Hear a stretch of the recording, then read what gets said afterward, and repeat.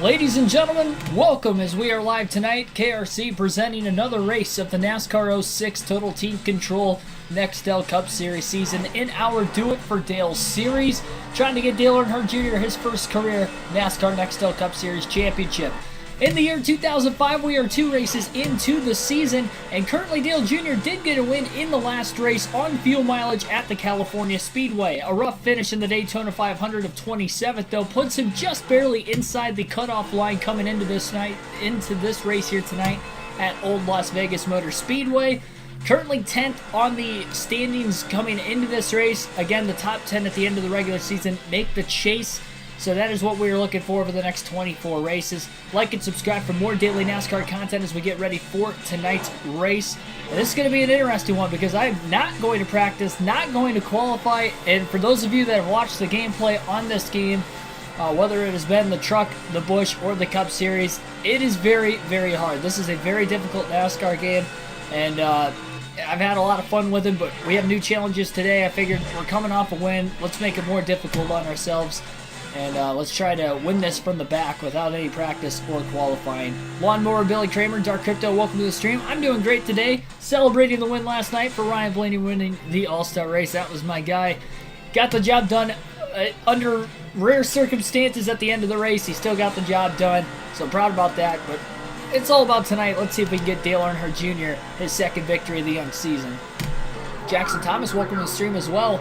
Here we go. Green flag is in the air. We're underway at the Las Vegas Motor Speedway. One car hopping out of line on the outside. I believe that was Casey Mears in the 41. Dale Jr. is just going to play it safe in the very beginning of this one. Not sure how this is exactly going to work out, what kind of a race car he is going to have. Each track is a learning progress in this game. There's the first mile and a half on the schedule as well. Looks like Jeff Gordon's towards the back of the pack. He didn't qualify too well for this one either.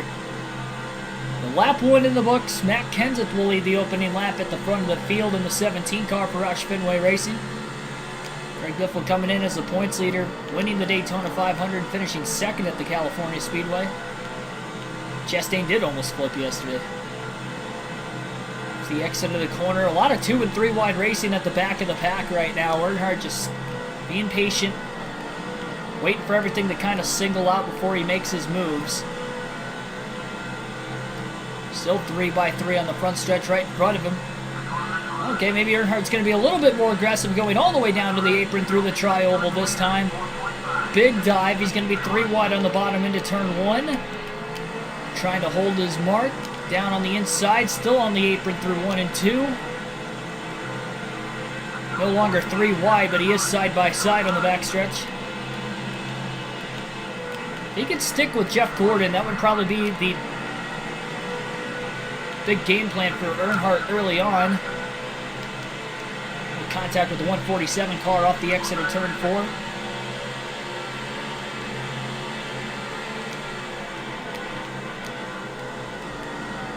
Oh, one car on the outside wall. I think that was the 147 behind Earnhardt.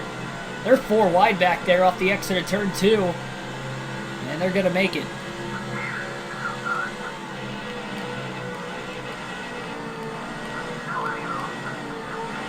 Davion West, Graphic Camera, welcome to the stream.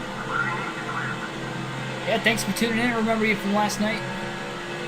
Earnhardt again going down to the apron through the tri-oval. A lot wider on the front stretch at Old Vegas.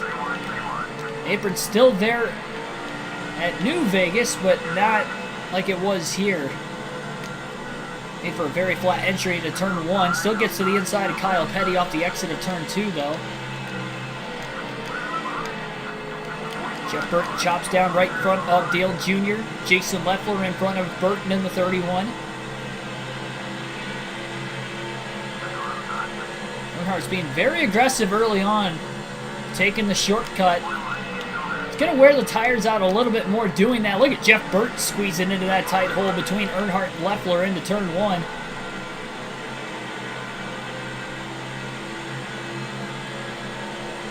Seeing a lot of cautions and a lot of races on this game. I will say the last Cup race though only had 2 cautions at the California Speedway. That was a 50% race. This one is a 100% race, as most are on all 3 series. So the full 400 miles and 267 laps tonight. This is the only trip to Vegas on the season. A little bit tight and dirty air. Jason Leffler going to get back to the inside of Dale Earnhardt Jr. and off the exit of turn 2. Earnhardt trying to hold the outside. And he'll be able to get back down to the bottom in front of Leffler into turn 3. Leffler going to drive it in deep and, in fact, get back to the inside of Earnhardt again. And he's going to make the pass on him. The outside's just not good at this flat Las Vegas Motor Speedway. More progressive banking, of course, at this track nowadays. We'll cross over by Earnhardt to get back underneath the 11 of Leffler. Tyler Burback, welcome to the stream.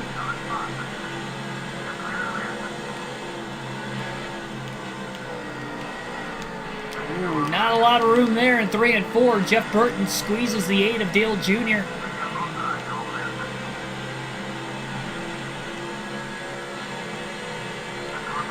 Again, taking the shortcut, no out of bounds at Vegas. Trying to dive underneath the 31 of Jeff Burton, who's been holding him up a little bit. And back in the gas a little soon, got up into the side of the 31. Big run coming from behind by Leffler as Earnhardt throws the block on the back straightaway. And he'll be able to clear Burton off the exit of turn 4 finally. But may have got back in the gas a bit too soon, had to lift off the exit of the corner, and Burton may get back underneath the 8 of Earnhardt. Through the tri-oval, maybe not quite. Junior back down to the inside, a protective line into turn 3, overdrives the corner, turn 1. And as he goes a bit wide, he's going to give up a couple positions, 3 spots in fact. Petty, Leffler, and Burton all get back around. Don't like New Vegas? I think Las Vegas is one of the better of the mile and a halves on the schedule. I like the old configuration just because it was unique. Like no other mile and a half, at least at this time, was flat. There used to be a lot more flat mile and a halves, but Vegas was the last one. And they put on some good races, too.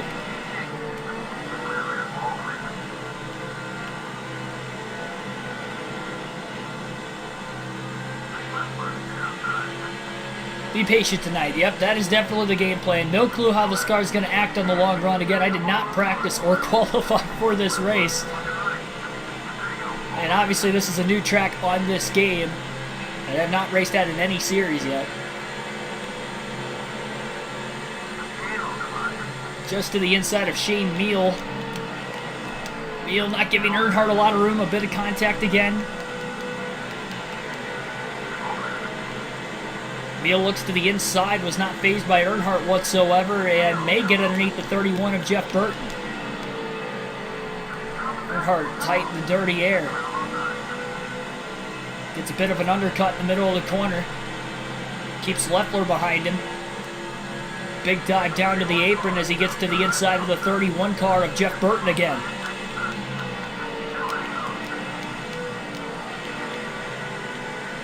Still stays on the apron all the way through 1 and 2. Gets to the inside of Shane Meal off the exit of turn 2. Oh, Meal trying to side draft Earnhardt, about turned him on the back straightaway. And Dale Jr. will complete the pass for 34th. Outsider, welcome to the stream. I am doing very, very good. Hopefully you are too. I'm just scared somebody's going to wreck with everything bunched together still. Because if we see one with everybody underneath in heavy traffic right now, it is going to be a massive wreck with nowhere to go. Especially considering that this is a mostly one-groove racetrack. Driving through the middle through 3 and 4. Taking another look all the way down to the apron through the tri-oval. Battling Jimmy Spencer and Scott Wimmer right now for position. Spencer in the 50, Wimmer in the 22.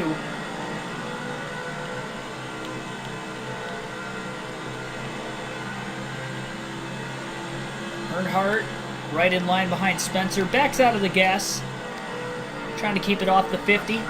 Spencer crowds him in turns 3 and 4. Earnhardt sticks on the white line. Oh, squeezes the 50, and into the wall goes Jimmy Spencer off the exit of turn 4. A little bit of crowdedness going on there.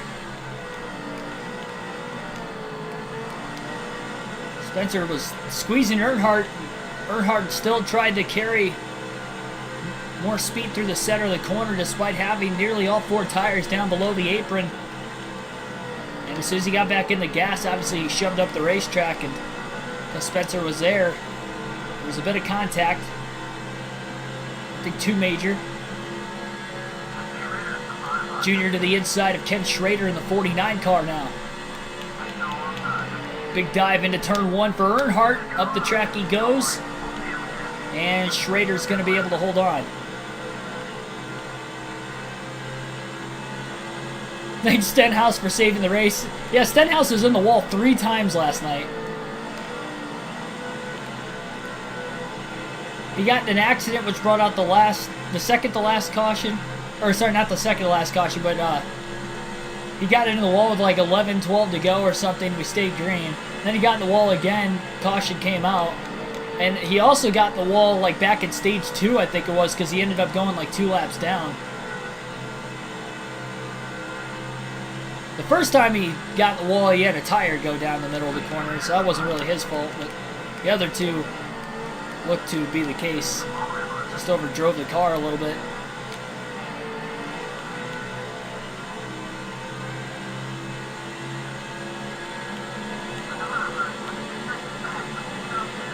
Oh, it was a horrible officiating either way. Honestly, and I stated on the broadcast last night, I didn't think that Ryan Blaney's window net was secure. I think most people could say that his window net was not secured properly. Where if he would have gotten in an accident, that thing probably would have just popped right open. I don't think it was definitely secured tightly, and I think he probably should have been, brought to pit road. Now, whether they would have given the spot back or not, so be it, but I think they definitely should have made him at least secure that tightly, because it was not secured tightly. Kind of gave the, the cold shoulder, turned away, like, yep, that's fine, because they knew that, it was probably a bad idea to throw the caution in the first place. If they would have just not thrown the caution, none of that would have happened, obviously, at the end of the day, but bunch of hoopla. It didn't necessarily have to happen. I think most people would agree on that. Ooh, contact into turn 1. Earnhardt's car did not turn down to the bottom of the racetrack. He shoved right into the side. Kenny Schrader. Trying to get around Schrader for a little bit now. Into turns 1 and 2. Slides clear and makes a pass on the 49 car. Down to the apron through the tri-oval again goes Dale Jr. Back to the inside of the 42 car now, Jamie McMurray. Off the exit of turn 2, Earnhardt is there. Terry Labonte right in front of these guys. Earnhardt going 3 wide under Labonte. Way up on the outside with Scott Wimmer in the 22. Earnhardt's clear off the exit of turn 4. Might have slid up a bit too far, though, and Terry Labonte's going to cross him over in the 44 car. Dale Jr. stuck on the outside into turns 1 and 2. Trying to hold on. Oh, he just chopped the nose off and into the wall hard goes Dale Jr. Caution's out for the first time today. A big lick into the outside wall head on in turns 1 and 2 for Dale Jr. Turned right across the front bumper of Scott Wimmer and into the wall he goes. Big hit.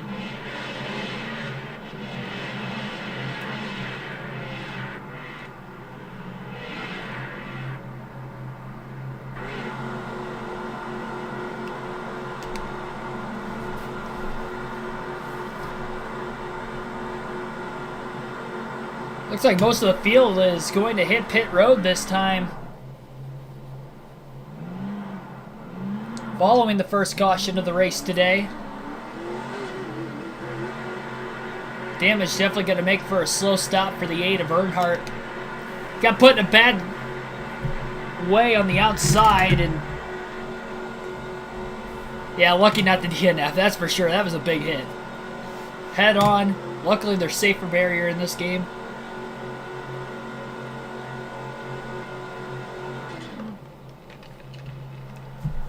Safer barrier in the middle of the corners, at least. Not so much on the straightaways. Wonder what Tony Sr. and Tony Jr. are doing these days. Yeah, I don't know.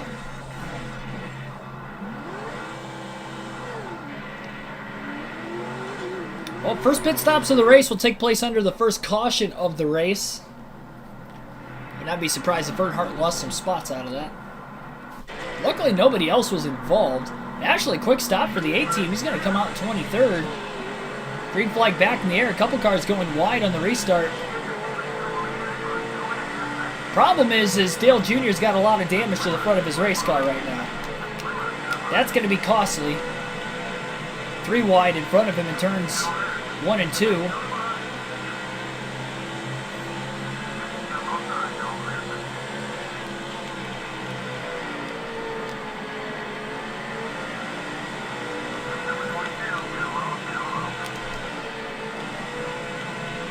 Junior got a bit tight. Up the racetrack he went. Off the exit of turn 4. Wimmer, McMurray gonna get around him. Junior trying to cross over the 42. McMurray back down to the bottom again. And Dale Jr. is probably going to be lacking speed under the hood of that race car. We're not sure exactly how fast of a car he had, but I don't think it's going to be as fast anymore. Still running mid-pack right now, right in line behind Terry Labonte. I guess he may have lost a few spots because he was right with Labonte initially. Dives underneath the 44 car into turns 1 and 2. If you watch the All-Star race, I'm truly sorry. Welcome to the stream. Username, yeah. He's on it. Most nights he is putting together some pretty hilarious ones. A couple controversial ones from time to time, but Junior just got to the outside of Sterling Marlin, side drafted the right rear corner panel. Bit of a wiggle on the outside for Earnhardt. Able to get back down to the bottom in the middle of turns 1 and 2, no problem.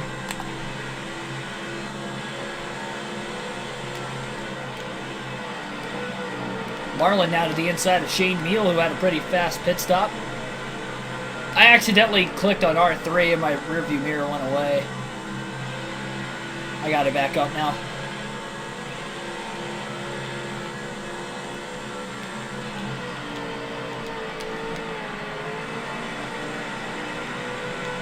Mikey, welcome to the stream. Come on, Dale, yeah. On the mid-20th. And yes, that kind of hit is what drove Junior into retirement a little early. It was a pretty hard lick. Turns 1 and 2. And it's definitely costing the handling of the race car because it has gotten extremely tight off the exit of the corner. They tried to repair as much damage as they could, but Dale Jr. is probably going to have to ease back into the throttle a little bit more in the middle of the corner to keep from pushing tight off the exit and just figure out how to drive this car the way it is right now and then make some adjustments on pit stops going forward. Again, tight. Up the track goes Earnhardt. Labonte nearly gets underneath him, but not quite. Dale Jr. going to block the inside. Not going to go all the way to the apron that time. Definitely been using his tires up quite a bit. Up the track on corner entry. That time goes Earnhardt. Slides back in line on the bottom between McMurray and Labonte. Down the back straightaway they go. Dale Jr. back to the inside of Labonte again. And he'll make the pass on the 5. The 44, rather. Former driver of the 5.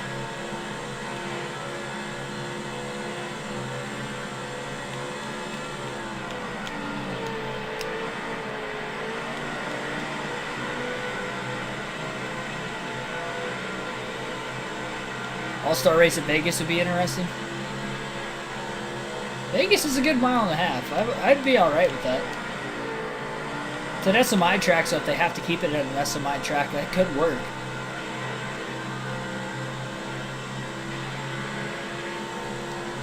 Definitely not a track that should have 2 dates. So if you were to give them one for the All-Star race, sure.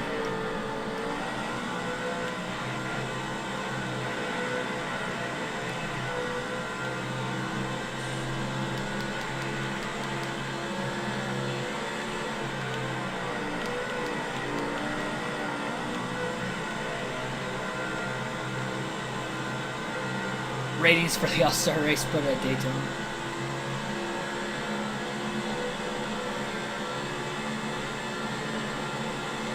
I think there's enough super speedway races on the schedule. They don't need another one.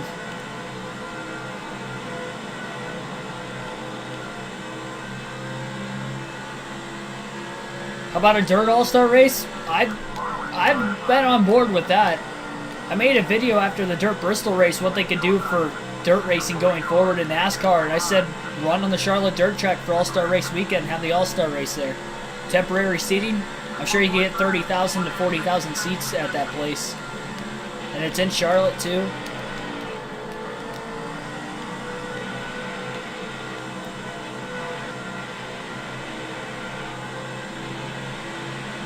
Or if you wanted to play it safe going to Eldora, a track that, you know, at least the Truck Series has raced at before, you could do that, too.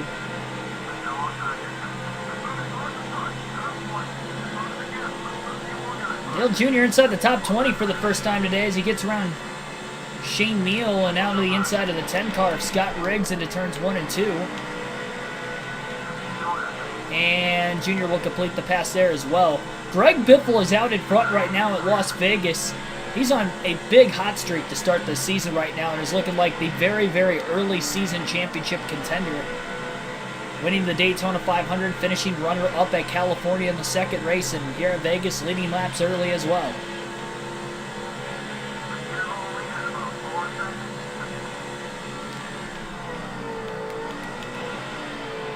Junior methodically moving his way through the field after starting at the back. Survived the first yellow of the night, and if we have any more, hopefully he can do the same. Doesn't want to get caught up in it like he did in that first one.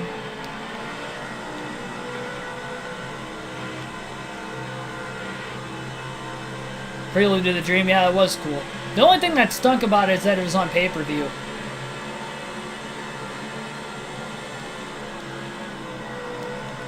So it was behind a paywall.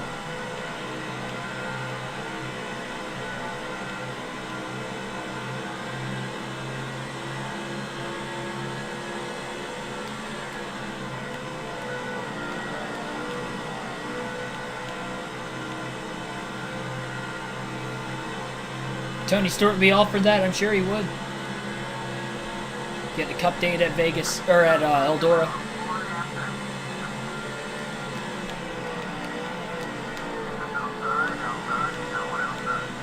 Dale Jr. looking to the inside of the 0-1 of Joe Nemechek.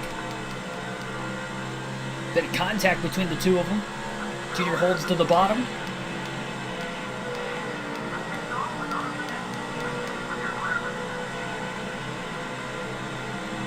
Now trying to get around rookie Travis Quaffle in the 77, and he'll get underneath him as well.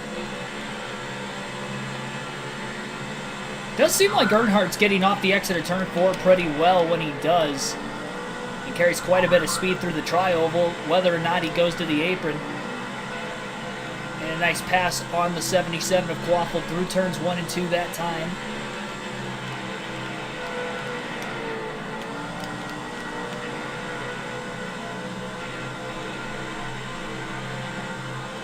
I think the All-Star race of 2021 was better. I think so too, honestly. I'd agree with you. That's coming from a guy who's a Ryan Blaney fan who saw Blaney win.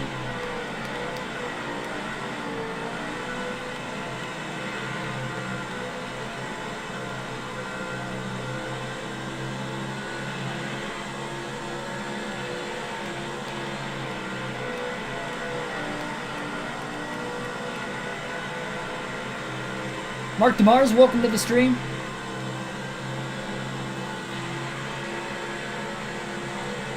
Really wondering how the rest of the pit stops are going to play out in this one today. Should be looking right around 60 laps, being about a full fuel run.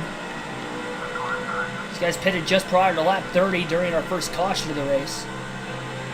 Junior drove it in pretty deep through 1 and 2, couldn't hold it, and Quaffel's looking to get right back around him. Earnhardt trying to hold the outside through 3 and 4. He hasn't really been able to hold the outside at all today, and Quaffel will clear him off the exit of the corner. Junior going to try to cross the 77 car over, going back down to the apron again through the tri-oval. Deep dive into turns 1 and 2. He's going to hope to hang on to the race car this time, and it looks like he will.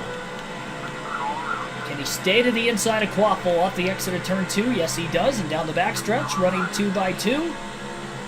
Should be able to clear him through 3 and 4. He's got the nose out in front, gets it to stick, and there you go. Dale Jr. right back up to 17th again. Oh, well, in the wall, that didn't help. And now that's going to give Quaffel a lot more momentum through the tri-oval. Junior to block. Junior just got back in the gas a bit too soon and trying to clear Quaffel, and that costed him.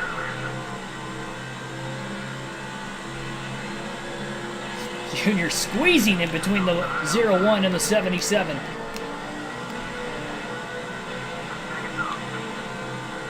And gets back around Quaffel again. Good battle for 17th going on right now.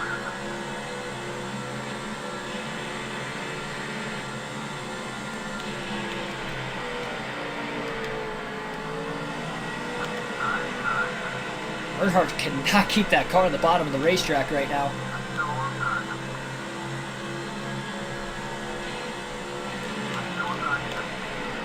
CM44AH7216, welcome to the stream. We're going to take our first field pass of the race, this time by at the start-finish line, see what the other DEI cars are up to right now, and we'll take a look at where Michael Waltrip is in the running order. 15 car of Michael Waltrip currently in 25th. Oh man, and his car does not want to work on the apron of the racetrack. Saw him go straight up the racetrack and nearly into the outside wall. Gave up a spot to Ryan Newman and has to try to cross him over through 3 and 4. Newman not giving Waltrip a lot of room. Waltrip held the apron that time through 3 and 4 at least. He's got to run underneath the 12 of Newman. Looks low into turn 1 side by side. And Waltrip will complete the pass on Ryan Newman again for 25th. Closes in on the 31 car. Oh man, Jeff Burton just squeezed Waltrip into the wall on the back straightaway.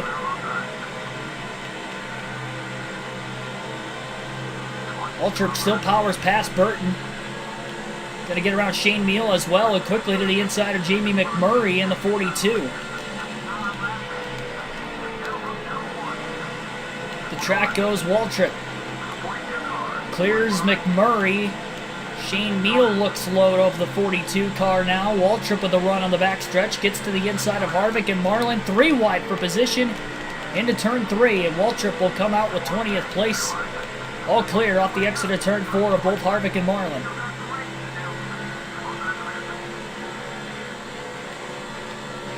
What I think of Chastain's near flip. It was definitely a scary crash in the heat of the moment. Seeing a car get up.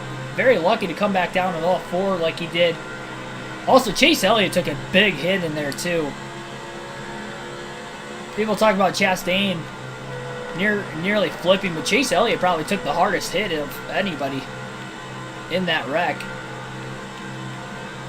Because he was still going full speed, gassing up, trying to get around him, and he got turned and literally hit driver's side door first in the middle of the outside wall in 1 and 2.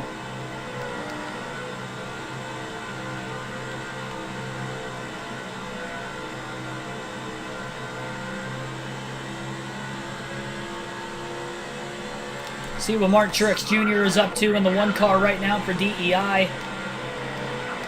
Truex back in the 28th position. So Dale Jr. is the highest of the 3 DEI cars in the early going of our race today at the Las Vegas Motor Speedway.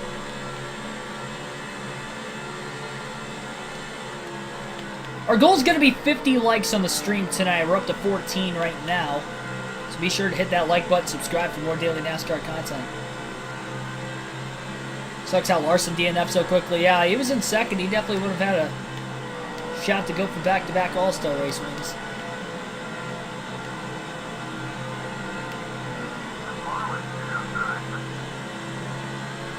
Truex going to get around Sterling Marlin in the 40. Quickly to the inside of Shane Neal in the 08. All the cars that Michael Waltrip literally just passed and is pulling away from. Mark Truex Jr. is doing the same. Gets around Ryan Newman inside of Casey Mears. Another Chip Ganassi Dodge right in front of him of Jamie McMurray.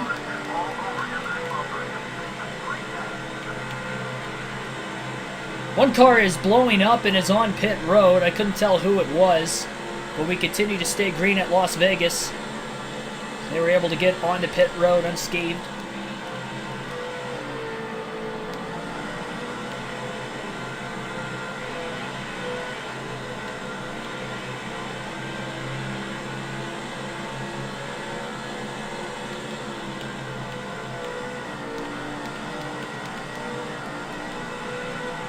Thanks for that comment, by the way, Lawnmower. Miss the old Bass Pro Shops. Yeah, this is the original Bass Pro Shops paint scheme for Truex. 3 wide on the front stretch right now, but we're going to take a look and see what Dale Earnhardt Jr. is doing first. Back in the 17th position. Of course, this is the driver who we're actually racing as on this season. So, still sitting in 17th, right where we left off with him. Greg Biffle seems to be pulling away up at the front of the field right now. Again, everybody has made one stop today. It was during the first caution back at lap 27. We have not had a caution since, so this is the longest green flag run of the race so far. Junior's car is just really, really tight. Damage on the front nose after being involved in that first yellow. Lost the spot to Joe Nemechek there.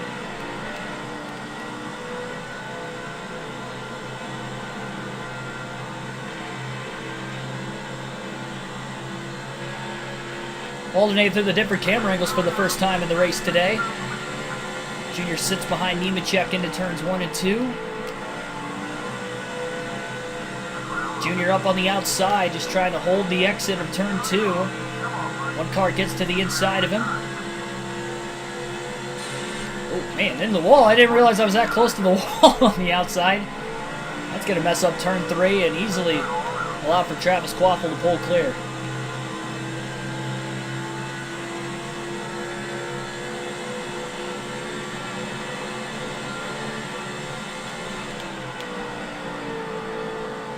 Dale Jr. is struggling with turns 1 and 2 right now. And his teammate Michael Waltrip in the 15 car is closing in. Derek Booth, welcome to the stream.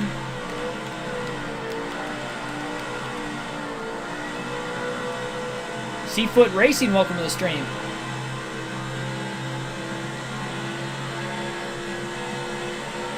Shout out to your friend Big Das, who is a big Dale Jr. fan. Awesome.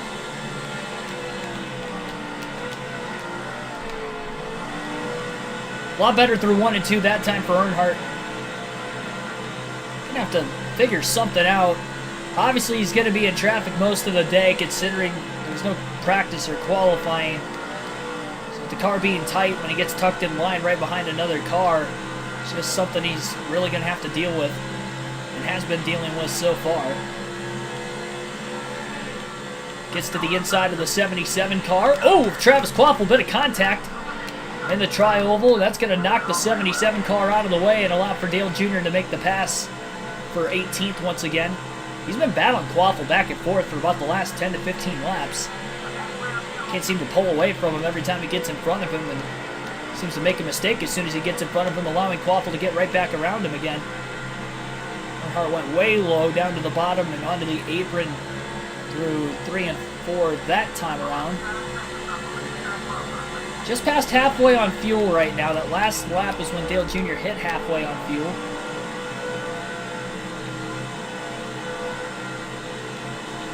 Junior loves the high line, but there's no high line at Old Vegas. Maybe New Vegas. So this is a very, very flat racetrack compared to what we're used to now, as you can probably tell. Junior lifts off the exit of turn 4 to keep it off the wall.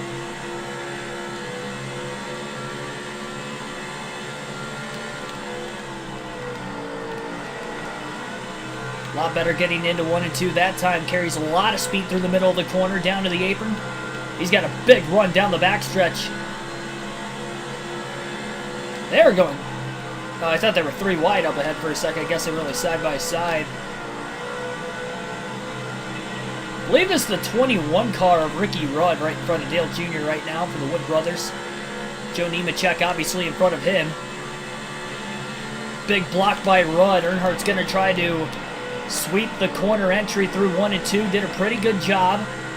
Going to be able to beat Rudd back to the throttle as Rudd gets to the inside of the 0-1 of Nemechek. Nemechek thought about throwing a block on Ricky Rudd, thought better of it. Earnhardt sweeps the corner again through 3 and 4, looks low, 3 wide for position off the exit of turn 4. Look at how low Earnhardt's trying to hold the inside line. Still 3 wide through the tri-oval with Ricky Rudd and Joe Nemechek to his outside. Earnhardt's going to send it into turns 1 and 2. Sticks the bottom lane, keeps it hooked to the white line, and he's cleared for 16th off the exit of turn 2. And Nemechek going to be able to cross Rudd over and try to get back around him for 17th as well. So Earnhardt's learning to drive the car as the tires are getting a little bit older.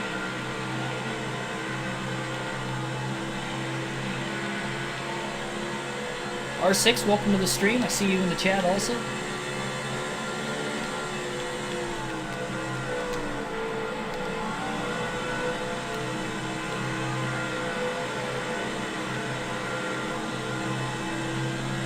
It's like we padded Greg Biffle's stats before the start of the 06 season when we won the championship on the custom schedule season on NASCAR 05 with him, because it is unbelievable how fast that 16 car has been on a weekly basis. Got the wall a bit off the exit of turn 4 that time.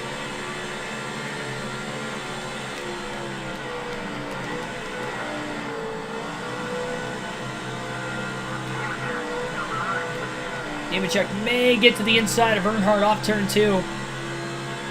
He is definitely there into turn 3. Earnhardt's going to give Nemechek a little bit of room.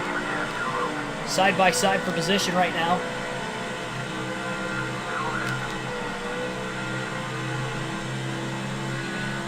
Earnhardt trying to side draft the 0-1 in the tri-oval.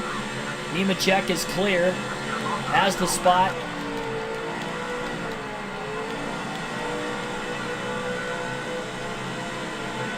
I just don't know if Earnhardt has a top 10 car tonight. He had a top 10 car in California, was running about 9th before the final set of pit stops happened, but luckily he was able to make it on fuel in just 2 stops, and everybody else had to pit 3 times. The way the 2 cautions played out, everybody pitted during the first yellow in this race tonight, and because it is a 100% race as well, it's obviously going to be more than 2 stops. Or it's more than a 50% race because it is a 100% race. Last race was a 50%er. Yeah, Ken Schrader is in this game. 49 car. The Swans paint scheme tonight. Is that and then the Red Baron paint scheme in this game. Nemechek's been pulling some big blocks on Dale Jr. right now. Jr. to the inside of Nemechek into turn 1. Oh, he might have gotten into him. Junior tried to get out of the gas to keep it off the 0-1. Earnhardt couldn't hold the inside line very well that time. Definitely going to have to make an adjustment when he makes that second pit stop.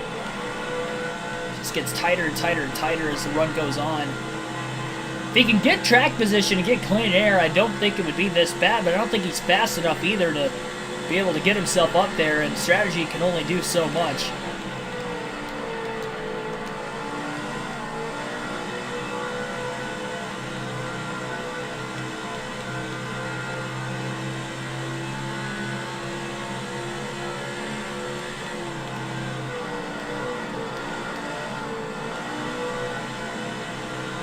Your DoorDash driver claimed he got a flat tire. Should have asked him if he had Goodyear tires. So what, you had to cancel your order then? That sucks.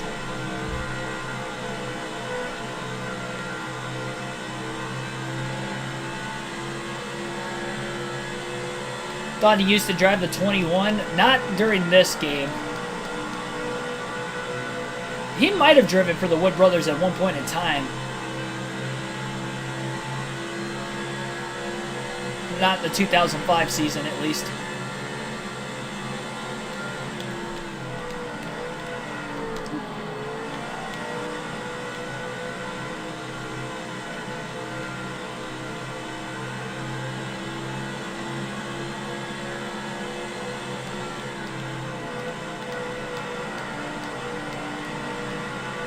Earnhardt way down low that time, trying to get as close to the grass as possible. Still carries good speed off the exit of turn 4. He's going to get to the inside of Joe Nemechek through the tri-oval. Go back to the far chase cam, at least until the second stop of the race now. Alternate through the different camera angles a little bit later in the race as well. And Junior will complete the pass on Nemechek for 16th. We'll see if Junior can actually break the top 15 before pit stops happen. It's really close. Right behind the 88 car of Dale Jarrett. Earnhardt's going for it. Inside of Jarrett through the tri-oval as he dives way down low to the apron. Will he be able to hold the inside into turns 1 and 2? It looks like he does. Can he stay inside of Jarrett off the exit of the corner? Yes, he does. And oh, man, Jarrett got into the side of Dale Jr. that time. I think he was trying to side draft him down the backstretch, and he just about cleaned out the 8 car. Jarrett was the one who actually wiggled a little bit more and had to keep it off the wall. He was able to do just that, but he did lose a spot.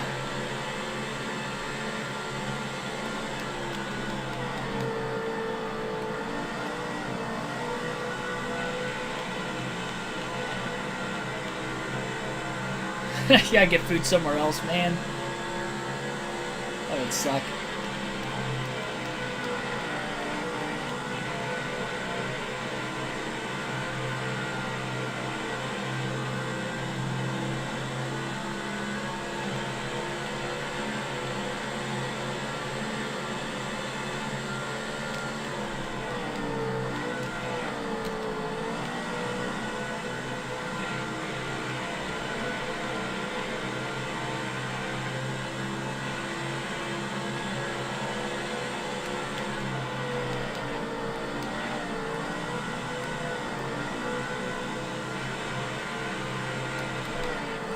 Junior up the track, almost in the wall off turn 4. Lost a lot of ground on the cars in front of him and has to hold Jarrett back in the tri-oval a little bit. Right back to hitting his marks through 1 and 2, it looks like. Quarter tank of gas left. At this point, the run at lap 78. And we had pit stops a little over 50 laps ago.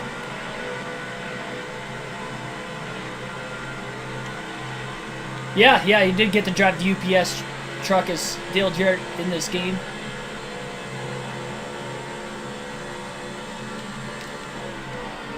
Sole reason why one of the moderators in the chat wanted me to drive as Dale Jarrett in this game.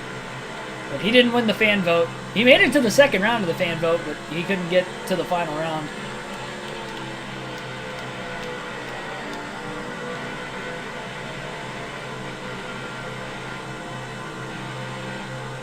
It's alright though, I'm alright with racing as Dale Jr. He never won a Cup Series title, so it'd be cool if we can get him his first this season. Oh, big loose moment for Earnhardt.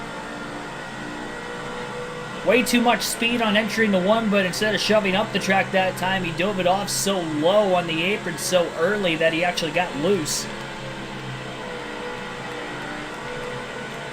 He ran in a line where there was no rubber laid down on the racetrack.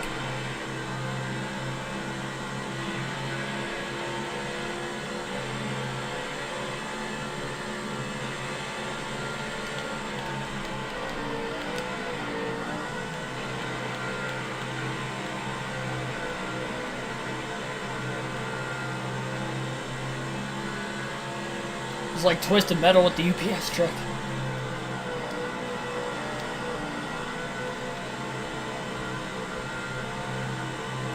Wasn't there old UPS commercials, like UPS NASCAR commercials, where Dale Jarrett was actually racing the truck, like on a commercial? I feel like that was an actual thing.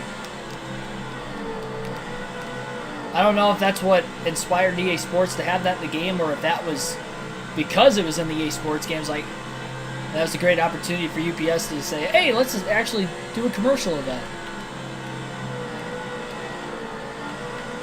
Wasn't racing on a track. I think he was like just driving fast, making deliveries. If I remember right. I feel like that was a real thing. I could be wrong. You guys will have to let me know in the chat.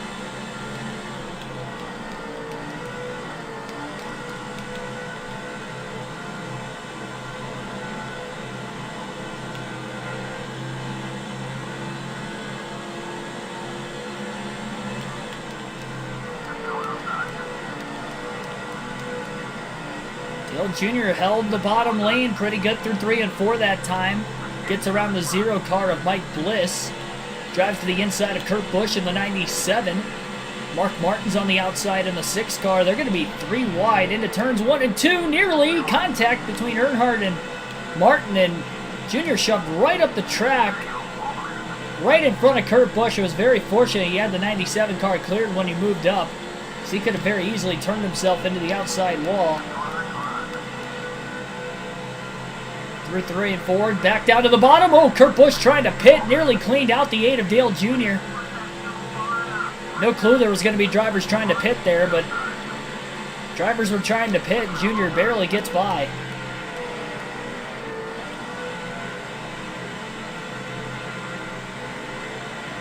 At least now he's aware that that is likely going to be the case.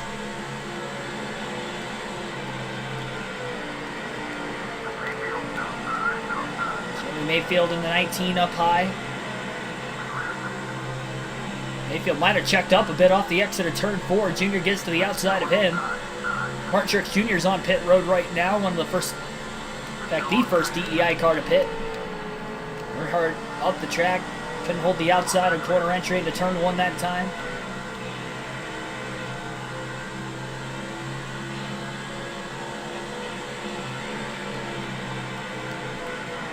Delivered UPS packages on his day off. I don't think that's true. Mayfield on the pit road.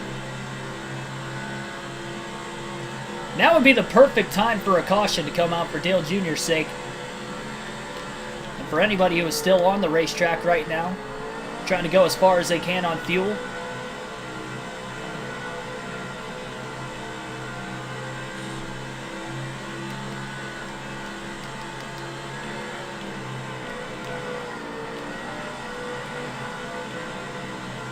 Greg Biffle still on the racetrack, leading laps.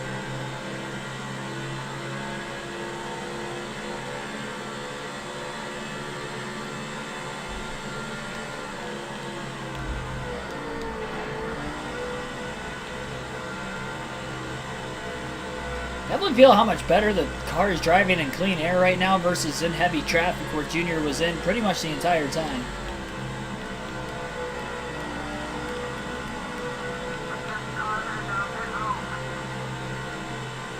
Sadler on his way in. Top 5 at least still have to pit. Junior's hoping to get at least 1 lap led out of this. That's why he continues to stay out. He was in 15th when the pit stop started.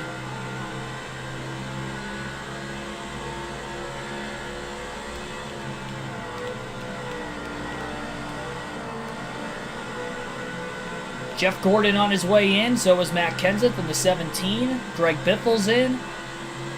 And Dale Jr. will get a lap led.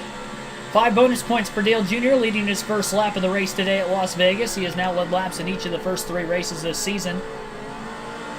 Led 13 en route to his victory at California in the last race. Leading right now for the first time at Vegas during green flag pit stops, and led a couple laps in the Daytona 500 earlier this season as well.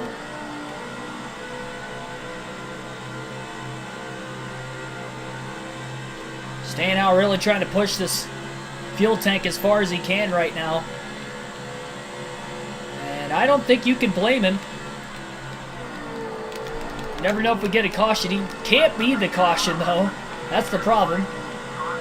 And got a bit loose, driving it in pretty deep that time through 1 and 2.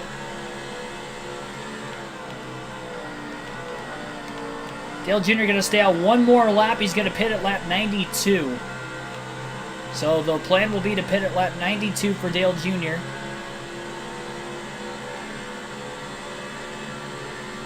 It's now 3 laps led in the race, and he should lead a 4th lap on pit road this time by as well.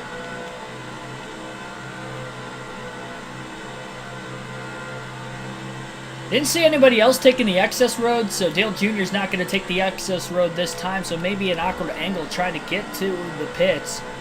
Really going to have to try to back this car up quite a bit. He's slowing it down off turn 4, and he is going to get to pit road pretty easily. It's going to be a 4-tire stop for Dale Jr. Adjustments will be made. Going to take a round of wedge out of the race car, so that will be the adjustments on the 8 car. Second stop of the day, the first under green flag conditions. Clayton Nelson, welcome to the stream. He says, go Dale. Vondell Ellery, welcome as well.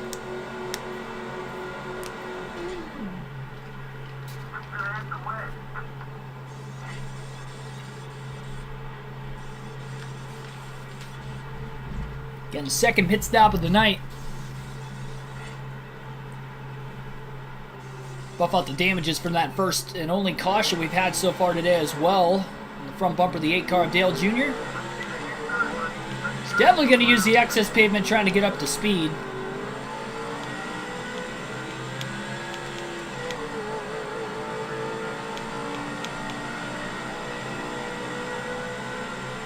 Pretty fast stop for the A team. He was in 15th when pit stop started, and he was the last car to hit pit road and still going to cycle out in 12th place.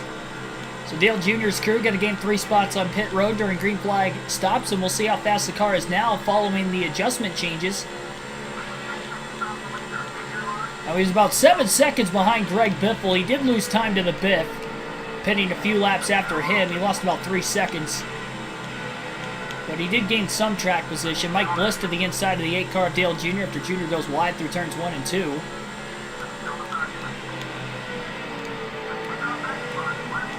Jr. in line, going to try to cross Bliss over to the inside off the exit of turn 4. Jr. going to take the shortcut. Why am I halfway on fuel? Did I not take a full tank of gas when I was on pit road?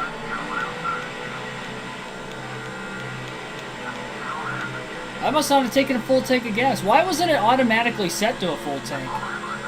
That's what I want to know. Well, that explains why we gained a couple spots on pit road. I was wondering why we stayed out so long and still gained positions. You gotta be kidding me. Well, Junior's gonna be in desperate need of a caution over the next 30 laps because he is gonna have to pit well before anybody else.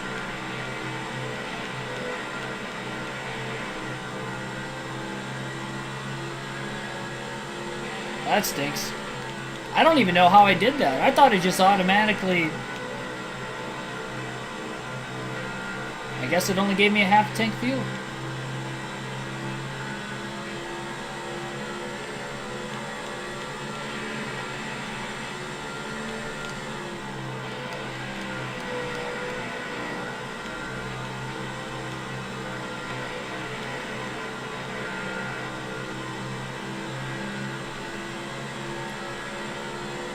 Water for the driver, yeah. That was me drinking water a little bit ago. And Mark Marr says I forgot to fill up a full tank of fuel. I'm used to it just automatically giving me a full tank. That's why I didn't mess with it.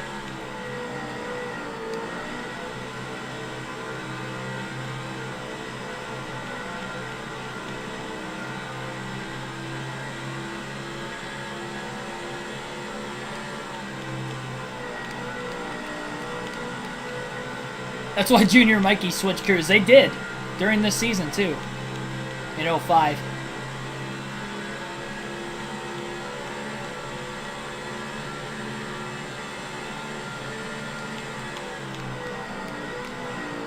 Yeah, so we actually have Michael Waltrip's picture. Well,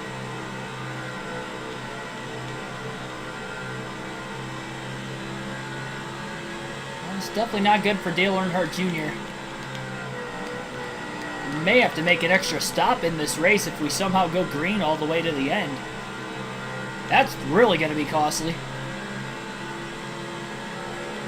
He's closing in on the cars ahead of him, though. We're going to take our second field pass of the race. And we're going to take a look at what Michael Waltrip in the 15 car is up to right now. Waltrip currently back in the 21st position.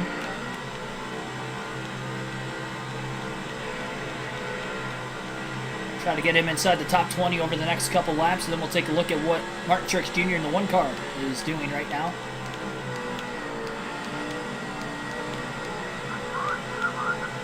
Waltrip way down low off the exit of turn 4. Look at how low he was trying to get around the car to his outside, who did give him plenty of room. Everybody on relatively fresher tires, though, able to get that to work. Waltrip got a bit loose that time. Turns 1 and 2, closing in on Ryan Newman and Kevin Harvick now.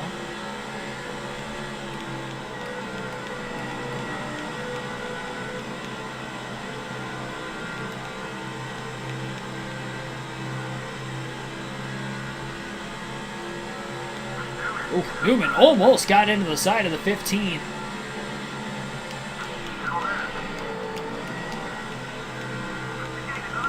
Waltrip hooked up pretty well through 1 and 2 that time. Now drives to the inside of Kevin Harvick off the exit of turn 2 as well. He's looking for 18th. Down the back straightaway, he's going to grab the position. Now trying to close on the 0-1 of Joe Nemechek.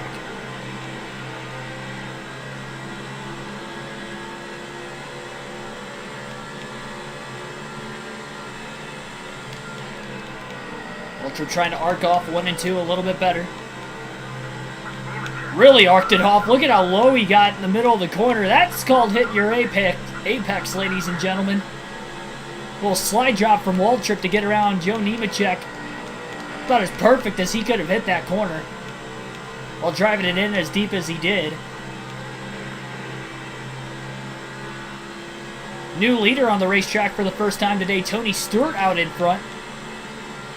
Making a pass on Greg Biffle for the lead during this very long green flag run.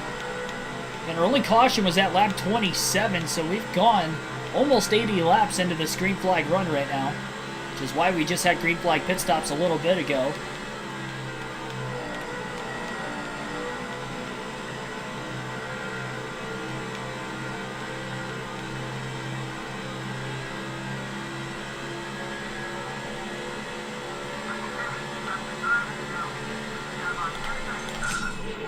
And we'll take the swap back to Martin Truex Jr. now in the 0-1. Just got into the 21 of Ricky Rudd on corner entry into turn 1. Truex makes a pass on him for 21st.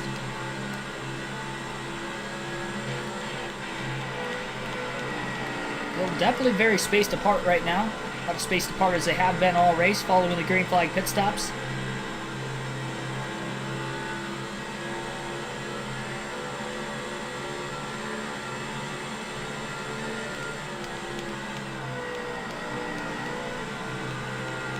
As long as Junior can make it to the halfway point, he should be able to make it on about 2 more stops the rest of this race. And I would imagine it's a 2-stopper for everybody else still also. But he's going to end up having to short pit the next stop, which if we stay green through the next set of green flag pit stops as well, for about another 50 to 60 laps, and this could actually play out well for Dale Jr. by short pitting. Could definitely gain some more track position on even fresher tires. Truex gets around Harvick. Now to the inside of Ryan Newman.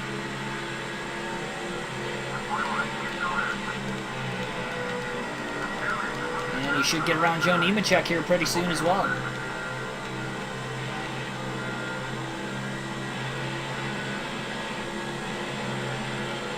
Exactly 160 laps to go right now. 107 complete. Truex to the inside of Nemechek through 1 and 2.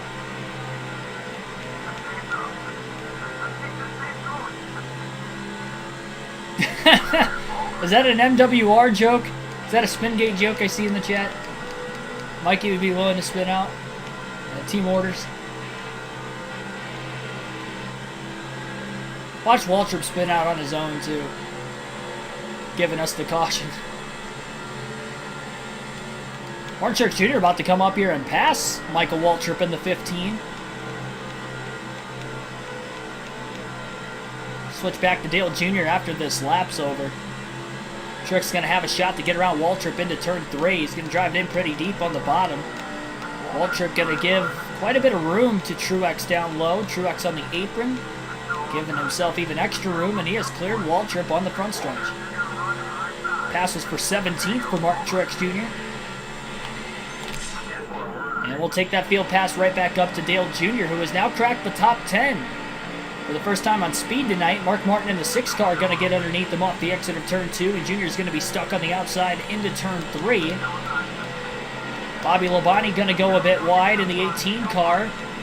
Jeff Gordon looking to get to the inside of the 8 of Dale Jr. Jr. lifts off the exit of turn 4. He's still in the wall. Oh, and now he drives into the side of Kurt Busch. He didn't realize he was there. Not so much for Jr. being in the top 10.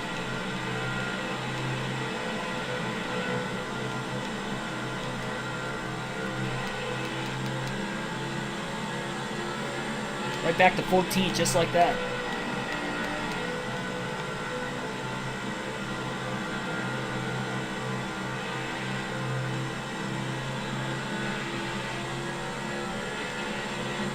Because his arms are tired. I didn't even see that part of the chat. Car's feeling a little loose right now. Whoop! Oh, there she goes.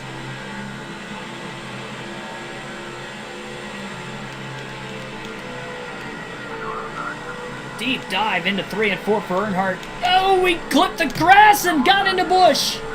Busch is in the wall on the outside. Dale Jarrett in the 88 is going to get by in the tri-oval down to the bottom, and that's going to cost Earnhardt quite a bit of time, as well as Kurt Busch, who obviously got the worst of it. Busch is outside the top 15 now.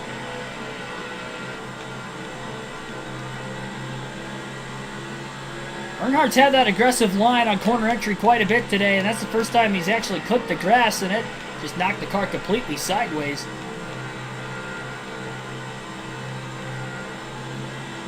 Sai Z, welcome to the stream. Yeah, I have. I actually just alternated through the DEI cars just a little bit ago. Porter taking gas left for Dale Jr. He's going to have to make his 3rd stop of the day pretty soon here. Fortunately, he's lost a couple spots since he came out of the pits. He was in 12th. And he's fallen back a bit. Now, interval to the leader has been about the same since Tony Stewart took the lead from Biffle. Stewart not putting as quick of a pace down as what Biffle did when he was out in front. Dale Jarrett trying to block the 8 of Dale Jr. right now. Into turns 1 and 2. CIA, welcome to the stream.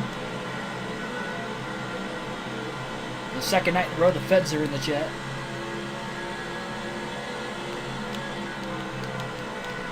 Jarrett with a much wider arc into turns 3 and 4.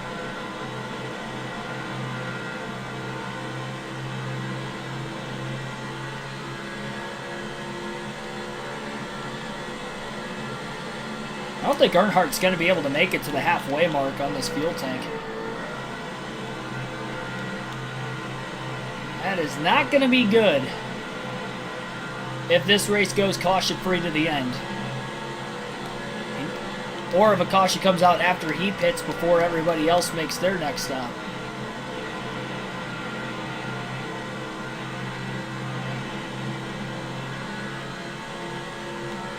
Junior to the inside of Jarrett in the tri-oval. Jeff Gordon, who qualified towards the back, is slowly working his way forward. He'll block Dale Jr. in the middle of 1 and 2. Jr. easily going to clear Jarrett off the exit of the corner. A little block from Mike Bliss on the 24 of Gordon. Bliss has had a great start to this season. He had a top 10 at California. Almost got a top 10 in the Daytona 500. Good start for the rookie. Jr. slides clear of Jeff Gordon off the exit of turn 4. Has a run in the tri-oval. Going to get to the inside of Mark Martin for 11th into turn 1. Drove it in pretty deep and out to the inside of the 0 of Mike Bliss. Jr.'s hauling right now. He shoves up the track a little bit. Barely kept it off the 0. Bliss trying to side draft the 8. On the back straightaway, trying to hold him up. Jr. will complete the pass for 10th, and now he's looking for 9th place on Bobby Labonte. Jr.'s led 4 laps today, but it was during green flag pit stops. So yes, that is as high as he's ran in the order so far. But on speed, looking for 9th on Bobby Labonte. Into turn 1, Labonte going to hold Earnhardt tight on the bottom. Dale Jr. going to roll the inside lane pretty well. Hasn't cleared Labonte yet. Down the backstretch, he'll have the advantage on the inside into 3, and Labonte will have to hop in line behind Earnhardt before they get into the corner to get back down to the bottom before Mark Martin could get underneath the 18. So again, Tony Stewart leads. For those of you just tuning in, Dale Jr. is just taking over the 9th place position right now. We've gone through 1 set of green flag pit stops so far, and we've had 1 caution back on lap 27, the only caution of the race so far. We only had 2 in the last race at California, though that was a 50% race. This is a 100%er, as most of the races are on the season. It's going to be a little bit before our next 50% race on the Cup Series side. And only about 1/8 of a tank of fuel left for Dale Jr. right now before he's going to have to make his 2nd green flag stop and his 3rd stop total. Everybody pitted during the caution earlier in the race, and then we had green flag pit stops about 20 to 30 laps ago. Earnhardt, unfortunately, did not get the fuel full during the green flag stop, so he's going to have to pit before anybody else. Probably by about 20 to 25 laps at the most. And he's going to have to pray that we don't get a caution between when he makes that stop and the next one. Ideally, if we can get a caution before he pits, that would keep him in the top 10 if that brings everybody onto pit road. Not exactly sure how that's going to end up playing out. We'll have to just wait and see. Samplin, welcome to the stream. This is a lap car in the 147 in front of Earnhardt up next. A couple of cars side by side up ahead off the exit of turn 2 and now into 3. I will say Old Vegas is more circular too. The back straightaway is not long. Junior almost got into the 147. He lifted off the exit of turn 4 just slightly, and that was enough to keep him from getting into the left rear corner panel. The lap car on his outside. I will say setup-wise, though, this is a lot better with the adjustment change after that 2nd stop compared to the 1st stop, so I don't think Earnhardt's going to make any adjustments during this next green flag stop this time. I guess we were only able to get about halfway through the run by the time he pits. He's definitely going to stay out as long as he can. The more laps he can go, the more of a chance he's going to have of making it on just 2 more stops to the end of the race, which is the idea. Still trying to make it on 4 stops. Remember Old Vegas being slick on this game. It can be. I'd say I've had more of an issue with the car being tighter. It was a lot more loose at Fontana. That's a faster track though too, so that probably has something to do with it. More slick at Daytona too. I've had a problem with the car being tight today. On the longer runs, at least.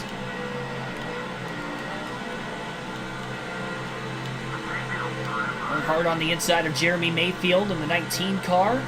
Battle for 8th on the backstretch. Junior has the advantage down low. And he is going to clear Mayfield off turn 4. Very low on fuel right now in the dark red on the fuel indicator for Earnhardt. He's only going to be able to go a few more laps. Probably going to pit at lap 128 or 129. Going to have a shot to get around Ellie Sadler for position before he pits. Lap traffic holding these guys up inside the top 10.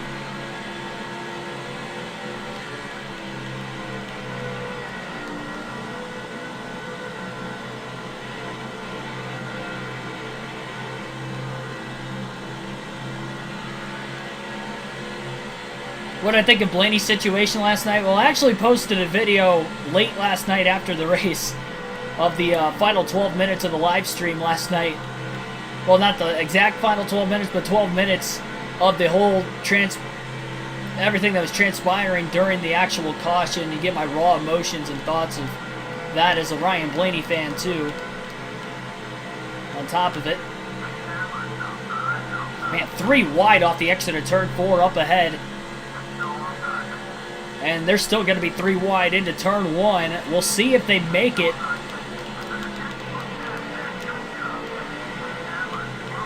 Jimmy Johnson, Dale Jr. down on the bottom, making up a little bit of time. Johnson holds the inside. Oh, Kenseth almost got the side of the 48. Jr.'s going to stay out one more lap. He's going to pit at lap 129. So Dale Jr.'s really pushing it on fuel right now. In traffic, really hoping for a caution.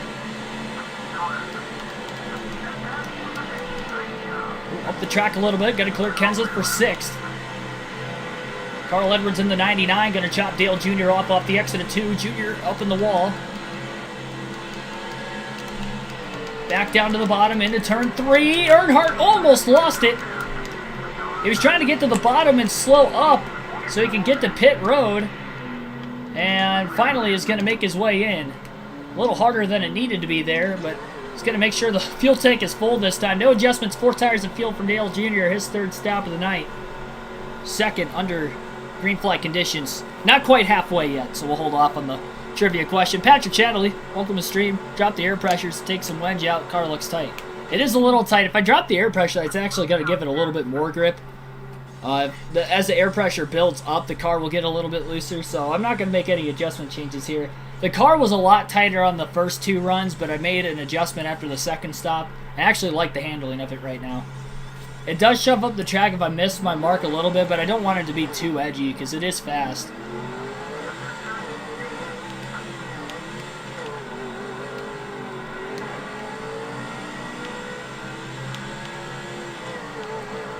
So Dale Jr. gonna short pit. He is 1 lap down in 40th and really banking on this race having to stay green. Oh, you're flying out to Indy tomorrow? Awesome, man. See me out there, say hi. I'll be at the Indy 500 on Sunday. Definitely going to be in the museum that morning of the race. I really want to get there super, super early, knowing how many people are going to be there so I can get in and out of the museum in a couple hours.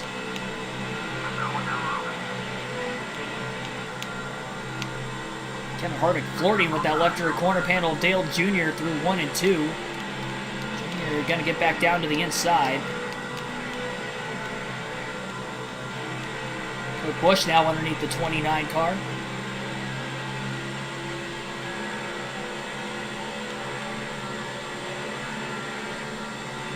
I don't have the trivia question for tonight yet either, so I will have to look it up when the time comes in a few more laps. So I will have to pause the game.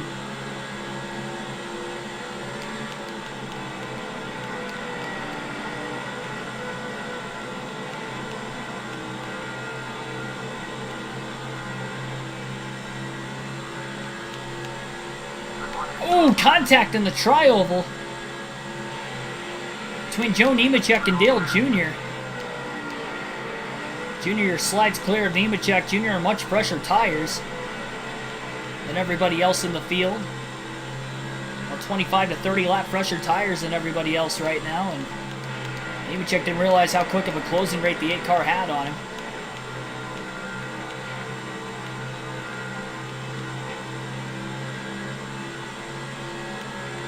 I don't plan on singing. If I do, I'm going to be singing it from my seat. I'm not going to be singing it on the microphone. I don't even know the lyrics to the song, honestly. Not all of it, at least. I wouldn't even be able to sing along. Everybody else is going to be singing. All the locals are going to be singing along to it. I'm going to feel outcasted because I don't know the lyrics to the song. I've never been to an Indy 500 before, though, either, so that's all right. They don't sing that before the NASCAR races at Indy, either. I have been to a couple of them. They didn't sing it before the Indianapolis road course race last year either. Strictly an Indy 500 tradition.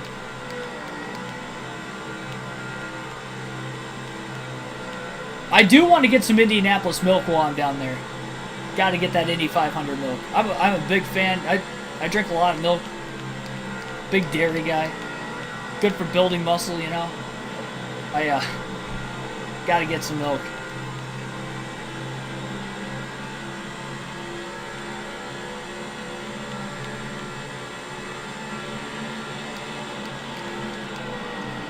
Dale Jr. closing in on his teammates of Martin Truex Jr. and Michael Waltrip.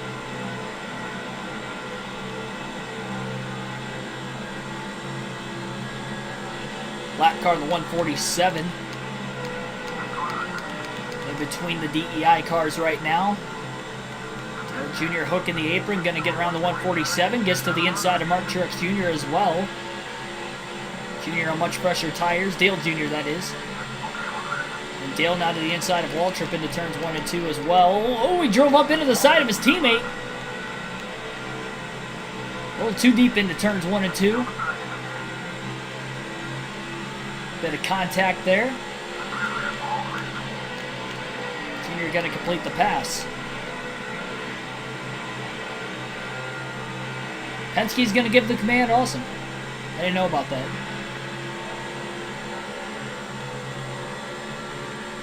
Ethan Elliott, welcome into the stream.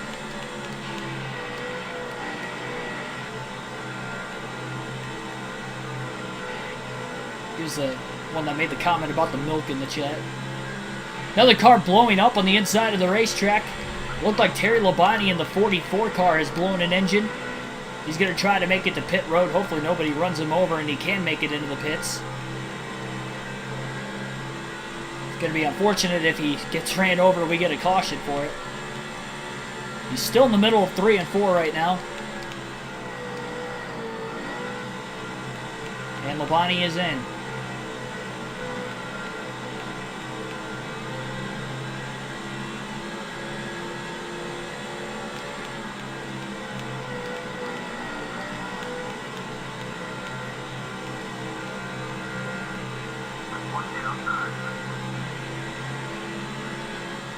We saw most of the pit stops happen between laps 90 and 100. So I'd probably say between laps 150 and 160 is when we're going to end up seeing everybody else make their stops. So we're probably about 10 laps away from them starting. Except for Dale Jr., who obviously has already made his third stop. Again, Dale Jr. was about 9.5 seconds off the race lead when he pit. He's going to make up a lot of time on 25 to 30 lap fresher tires, especially at a flat Vegas where you're putting a lot of stress on the right front tire.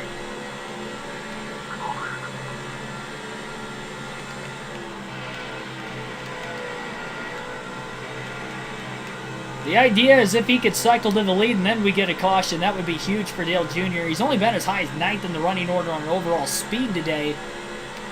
Again, he's led 4 laps during green flag pit stops. Those are the only 4 laps he's led. Greg Biffle led a lot early in the race. We're just in the second half. Tony Stewart's led a lot, though, since the green flag pit stops the first time around.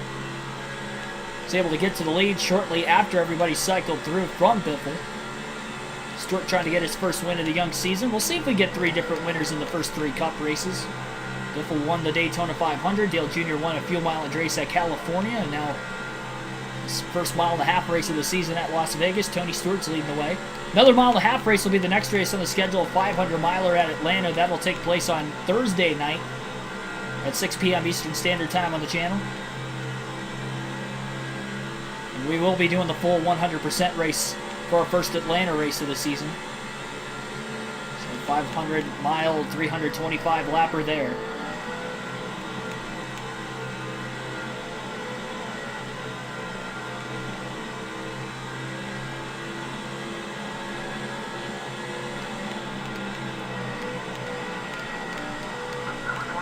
Dale Jr. underneath the 22 of Scott Wimmer. Wimmer not giving Dale Jr. a lot of room. Jr. had to go with all 4 tires below the white line that time. Martin Truex Jr. is on his way to pit road.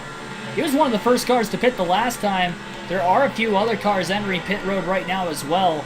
So this is the start of the second set of green flag stops and the 3rd pit stops total in today's race. Dale Jr. is really hoping he can cycle out the lead. He's definitely going to gain spots. He was in 6th place when he did pit. Bobby Labonte on his way in. Big run off the exit of turn 4 for Dale Jr. on Mark Martin. Gets to the inside of him through the tri-oval.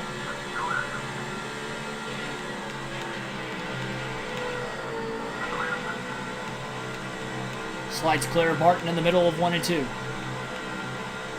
Problem is, Junior's going to be on a little older tires than everybody else coming out of the pits. That's where he's also going to be giving up a bit of time as well. 27 likes on the stream right now. Our goal is 50. We're just past halfway, so be sure to hit the like button, subscribe for more daily NASCAR content as well. We'll alternate through the different camera angles for the second time in tonight's race at Vegas. Over the next little bit of time.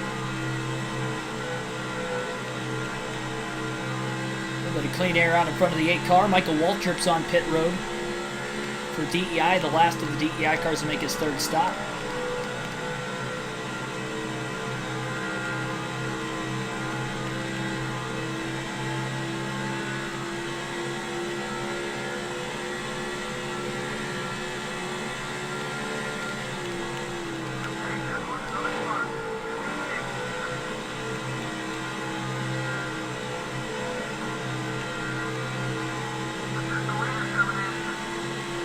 Junior up to 15. Tony Stewart, the race leader, is not pit yet. Greg Biffle was one of the last cars on the racetrack the last time around as well, so I would assume he probably hasn't pit yet either.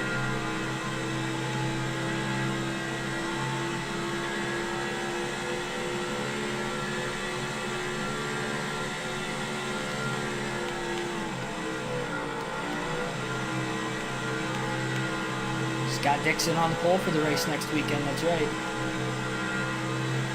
Sarah Fisher driving the pace car, that's great.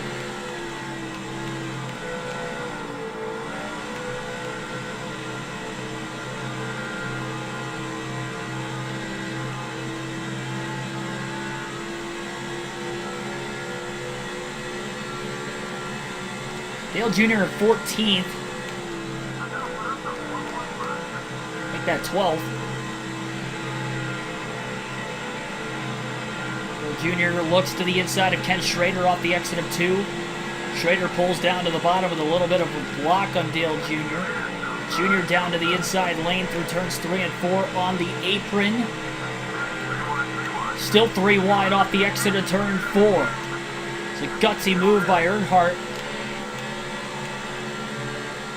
I believe Jarrett was on the lead lap. Those guys were on older tires and Junior on fresher tires than them. That's why he was able to make the 3 wide pass so easily. Turns 3 and 4 that last lap, all clear. Into 1 and 2. Junior feels very confident in this race car. Not so confident at the start of the race because they had no clue what was going to happen. No practice or qualifying, so Dale Jr. had to start from the rear of the field. Didn't start off with a great setup. Didn't make any adjustment changes during the first stop under caution. That's why he struggled so much on the long green flag run during the second run of the race. Ariel Diaz, welcome to the stream. Welcome in from Brazil. Don't worry, I haven't forgotten. I'll get that trivia question out to you guys eventually tonight. Junior got a bit into the throttle too soon that time.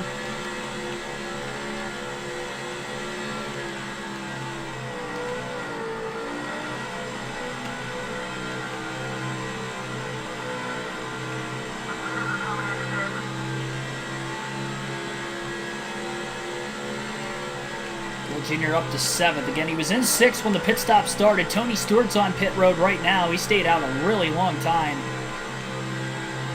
Some of the other leaders on their way in, I would assume this time by as well.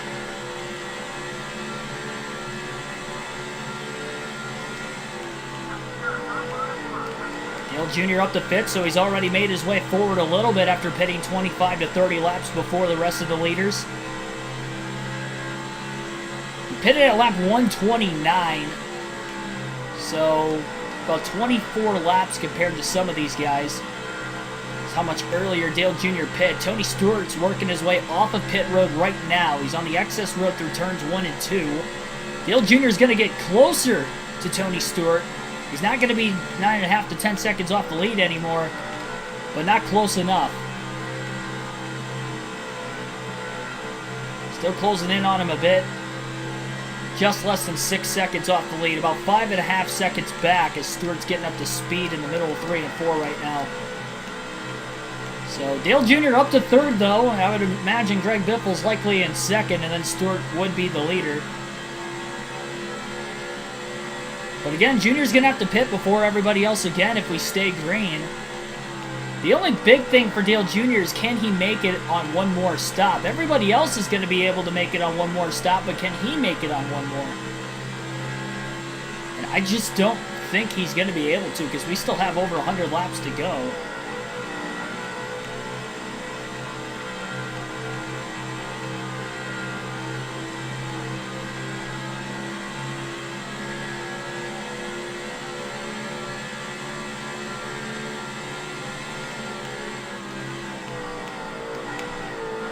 Bit loose that time into 1 and 2 as Earnhardt drove it in a bit too flat. Onto the apron. He still seems to be a little faster than Stewart. I don't know if Stewart cycled out with traffic around him, or Earnhardt's adjustments earlier in the race just made him that much better. Even on about 24 lap older tires than the leaders in front of him.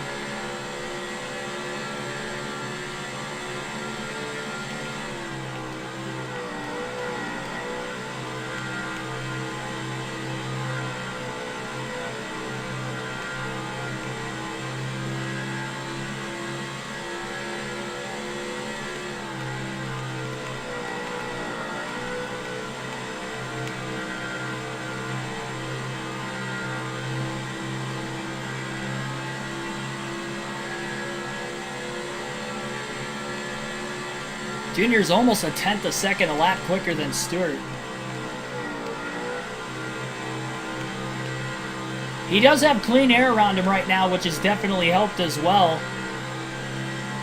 Even when his car was tighter, when he had clean air, the very little times he did, he was still able to rip around the track. With the adjustment changes in the clean air, it's even better. This last lap for Dale Earnhardt Jr., he was actually 0.2 of a second quicker than Tony Stewart that last time. Still has a lot of time to try and catch him yet in this race, and again, one more pit stop as well. At least one more, maybe two for Earnhardt. That's the problem.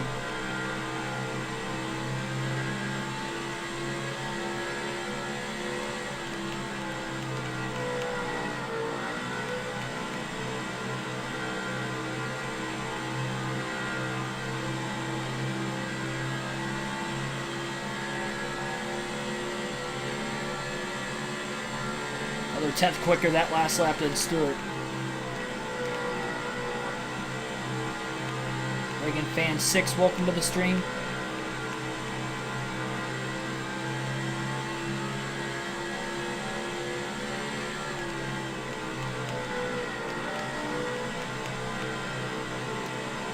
Way down to the bottom through 3 and 4 again. He's really pushing hard. 0.2 of a second quicker than Stewart that last lap. 31.192, one of the fastest laps of the race for Dale Jr.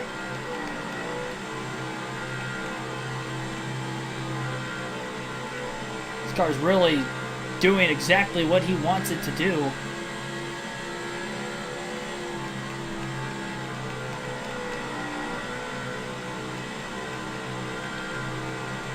Hasn't hit the halfway mark on fuel yet during this run. I'd imagine he's going to very soon. Greg Biffle's in second place, trying to get around Sterling Marlin right now. Marlin held Biffle up just a little bit. Earnhardt overdrives 1 and 2 a bit himself that time. Biffle slides up clear of Marlin off the exit of turn 2. Dale Jr. closing in. Marlin might be able to cross Biffle over into 3. Almost did. Junior way down to the bottom, trying to get to the inside of Marlin, the lap car. Nope, couldn't quite do it that time. Fell in line behind him. Didn't lift any extra. We'll go back to the far chase cam for now. Halfway on fuel for Dale Jr. during this run. On the inside of Biffle into turn 1. They're on the inside lane right behind him at least. He did get a clearance off turn 2 on Marlin. Battle for second going on right now. Junior looks low, under Biffle. Look at how low Dale Jr. is. That's probably as low as he's been through 3 and 4 all night. That just goes to show how well the car is handling since the adjustment changes. And Dale Jr.'s got the positioning under Biffle into one. He goes up the track. They make contact. They're both in the outside wall. And around goes Dale Jr. Cautions out for the second time tonight. A little too hard, too early. And I don't think Biffle's going to be happy about that as they come to a complete stop in the middle of 1 and 2. Yikes.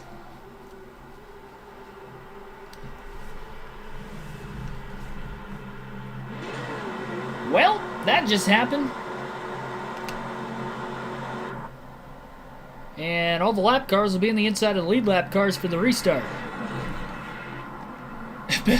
Dale Jr. actually had the positioning under Biffle as well. I'm going to pause it for a quick second and get that trivia question for you guys now while we're under caution. Let's see, racing reference, Las Vegas.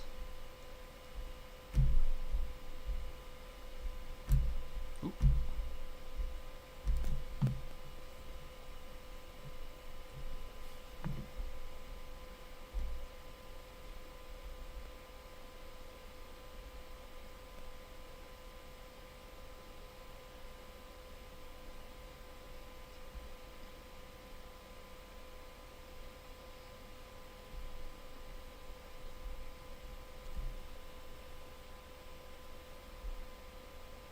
All right, I have the question. Pretty quick for me to get it tonight. Didn't want to waste any time with that. Let me double check just to make sure. Yep, okay. Alrighty.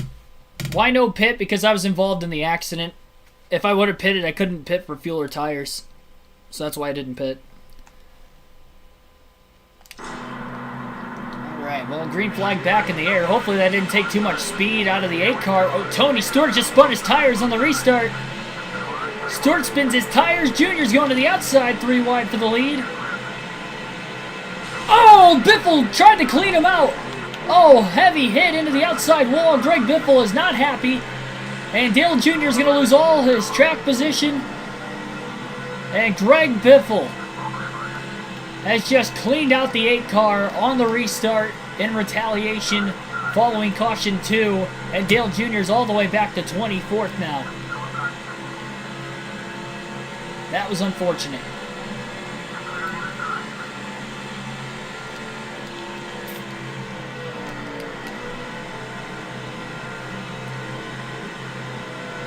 One car blowing up on the inside of the racetrack. That's Scott Wimmer in the 22. He was already a lap down.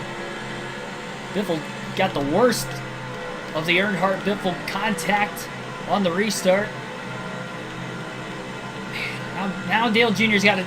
Came from the back, got all the way up to second. Now we have to come from the back again. It took us over half the race to get there. Man, oh man. That's easy for Stewart because he spun the tires on the restart too. This feels like NASCAR Thunder 04. Oh, they're stacking up off turn 2. There's some contact up ahead. Earnhardt gains a couple spots on the bottom as well as Jeff Burton in the 31.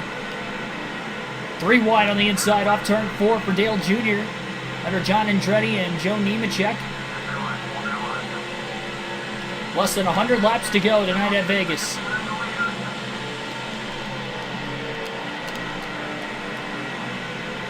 Go 3 that time into 1 and 2. 2 and 3 wide off the exit of turn 2 up ahead. Wild racing since the restart. Earnhardt all the way to the bottom. He'll take it 4 wide through turns 3 and 4. I think Vickers is going to be able to clear the cars to his outside, luckily. 2 of the DEI cars are in this mess 3 wide. Michael Waltrip and Dale Jr. Truex up ahead. He's fighting for a top 10 position right now. Look at Kurt Busch shoving his way underneath the Jeff Gordon. No contact between the 24 and the 8.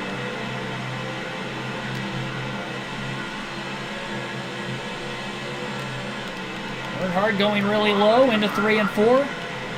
Doesn't feel like he's wrecked a lot of speed out of the race car, luckily. Still 3 wide in the tri-oval. Boris said Jeff Gordon to the outside of Dale Jr. Junior slides a bit, keeps it off a bush. Up the track, Kyle Petty to the inside. Junior's 3 wide middle off turn 2. Contact with Bush on the back straightaway. Nearly hooks the 8. He saves it. Oh, he's still trying to save it. Petty now in the middle of the corner. Up the middle goes Kyle Petty trying to get a spot out of it. There's still 3 wide on the front stretch. What a save from Dale Jr.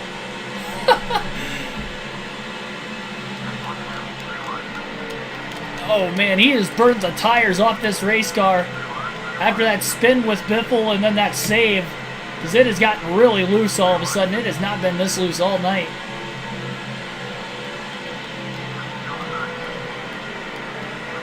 He's going to clear Gordon through 3 and 4 for 15th. He's going to give a little bit of clean air in front of him until he catches the pack of cars.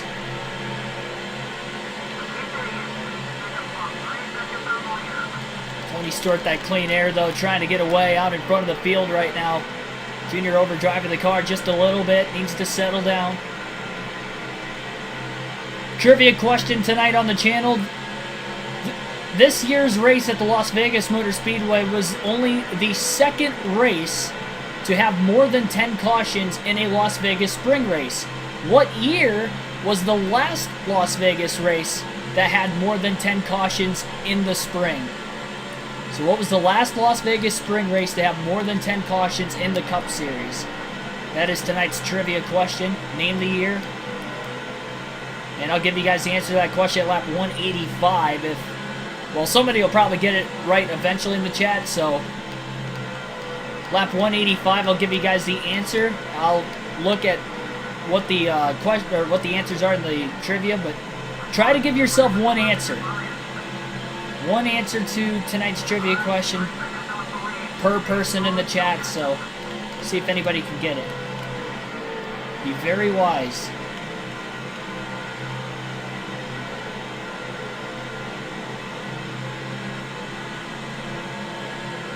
NASCAR 6, you never know what the car's going to do. You never know what anything can do in a full race. These races are wild. I'll tell you, I have a lot of fun doing the 100% races. I get asked from new people in the chat, why do you do 100% races all the time? These have been a lot of fun on the channel, the way they play out. Whether it's in the Heat games or this, with the EA games. Junior thought about going 3 wide on the inside, got a bit loose, had to check out of the throttle. He's still inside Kyle Busch in the 5. That's Jeremy Mayfield in the 19 right in front of him. Mayfield to the inside of the 21. Ricky Rudd, Dale Jr. holding a very low corner through 3 and 4 on the bottom. He gets to the inside of Mayfield through the tri-oval, 3 wide. Between Rudd, Earnhardt, Mayfield. Mayfield in the middle, turn 1.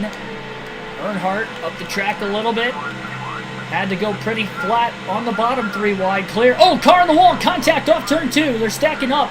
Bobby Labonte just squeezed somebody into the wall. I couldn't tell who. I think it might have been Mark Martin in the 6. They had a bit of contact as they were 3 wide up ahead as well. Junior now to the inside of his teammate Martin Truex Jr. 4-11. 2029. It's a bold prediction. We'll see if that holds up in another 7 years. E180 Techno, welcome to the stream.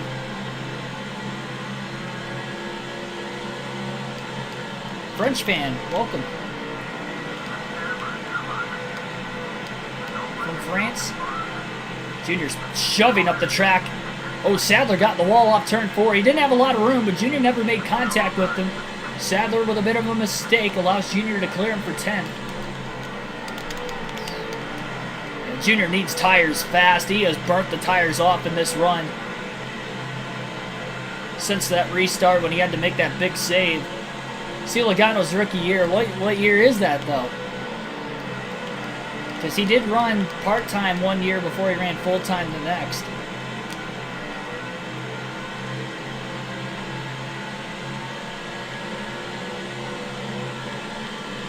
Nathan Elliott says 2009, 2047 in the chat.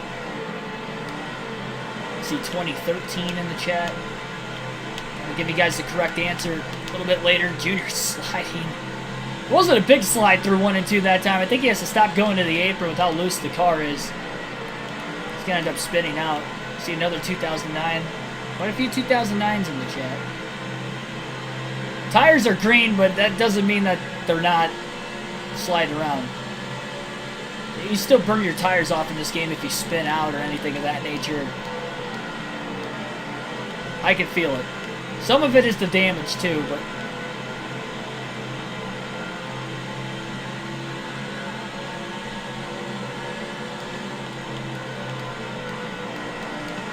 traffic right in front of Dale Jr. right now. We're really nowhere to go for him. Looking low.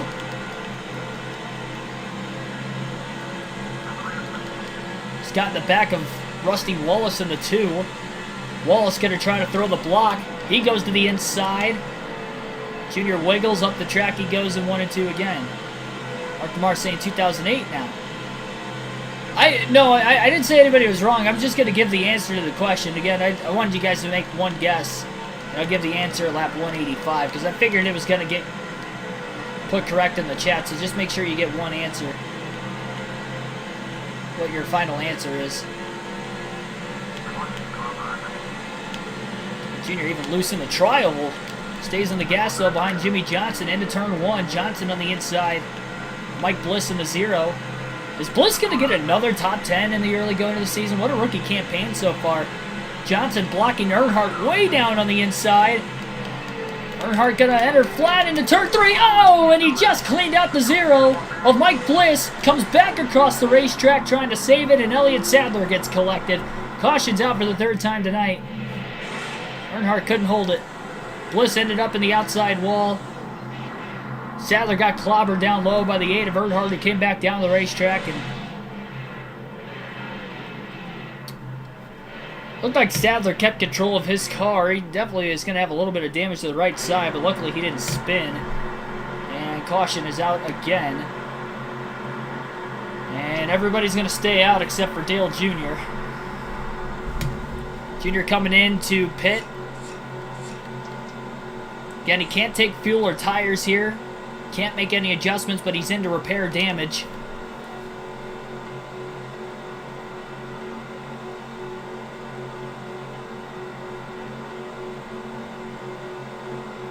Yeah, it usually takes the pit stops before the field gets spaced out. Well, under the caution, I'll give you guys a trivia question. We're going to restart after lap 185. Answer to tonight's trivia question. Again, this year at Las Vegas was only the 2nd time we had more than 10 cautions in a spring race at Vegas. I asked you guys what was the first Vegas spring race to have more than 10 cautions. The answer is 2009. 2009, actually the race with the most cautions in Las Vegas history, 14 yellows in that race. There was 12 earlier this season in the Las Vegas race. Also, that Vegas race is the longest Vegas race in history in the Cup Series. 448 miles was the scheduled distance.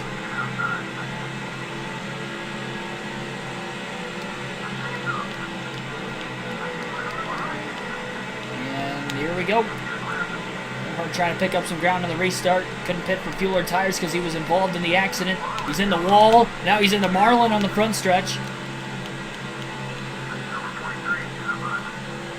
Did not take off well on the restart either. A lot of you guys were saying Logano's rookie year in 2009. Yeah, that's all correct. Good job for you guys down in the chat, those who got it right. Nathan Elliott looked up the answer to... Yeah, it was 2009. A lot of people got it. And Earnhardt is loose in the tri-oval. Ooh, boy, this car is not handling well at all.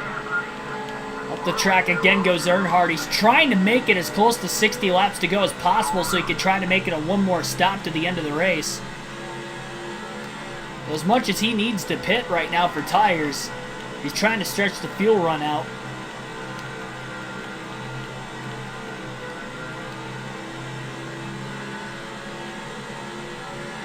Earnhardt back in 26th again.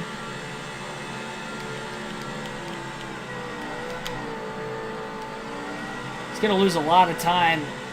The hope is that he can gain more time when he does take fresh tires. They are 3 and nearly 4 wide up ahead in the pack. Carl Edwards has just taken his first lead of the race, trying to get his first career win in his rookie season. Got around Tony Stewart a few laps after the restart.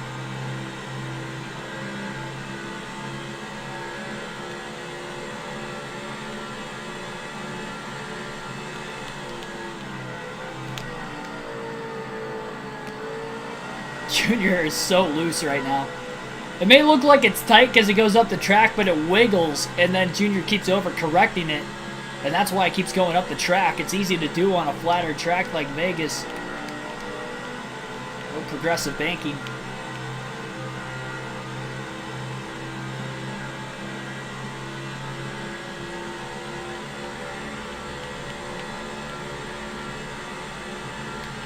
Very good sensation of speed.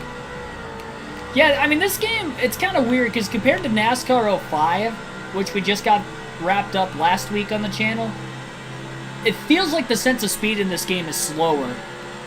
Like, the graphics are a little bit better, but it feels like it's slower.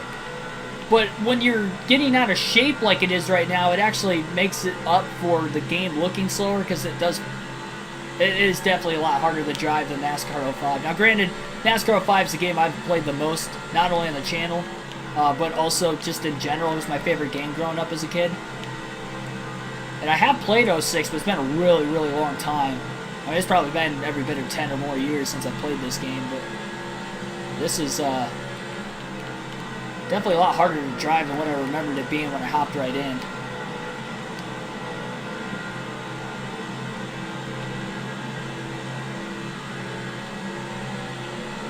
Dale Jr.'s fuel is running out. He can only go about a few more laps. We've had 3 cautions so far in tonight's race.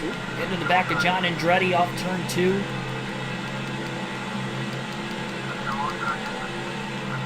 Three wide right in front of Earnhardt.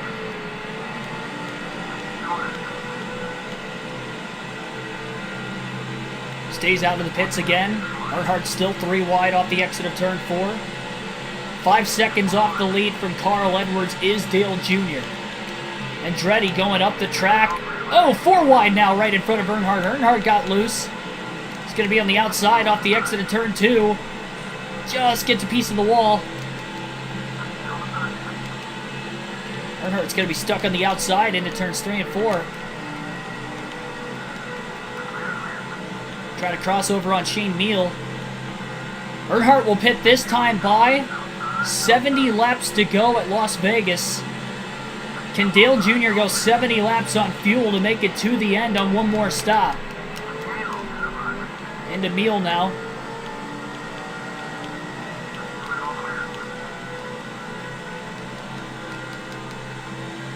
Dale Jr. is going to take the excess road to pit road this time, so he has an easier go at trying to get into the pits. And he's out of gas, so he pushed it as far as he could, but he was on the excess road. Almost missed the pits. And speeding. Things cannot go right for Dale Jr. Speeding penalty on pit road, even though he was out of gas. No adjustments, 4 tires of fuel for Dale Jr. Oh, man. This is just... The second half of this race has not gone well at all, and it all was because of that second caution that he was involved in. And now there's an issue with the pit gun on the right front tire changer. Things are just snowballing downhill for Dale Jr. and this number 8 team right now. Pit road speeding penalty. Right front tire changer making a mistake, and this is going to be a long pit stop for Dale Earnhardt Jr., and he's got some catching up to do. 69 laps to go. That is how far he has to go on fuel to make it to the end of the race.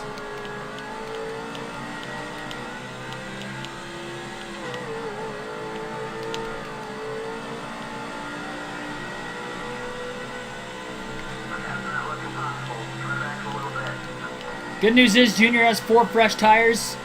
Freshest tires on the field, but they had to hold him on pit road a bit longer with the speeding penalty, and he's got his work cut out for him the rest of this race.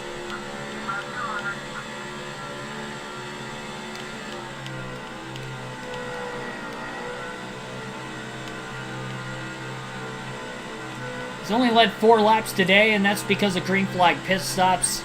He's been as high as 2nd in the running order on speed.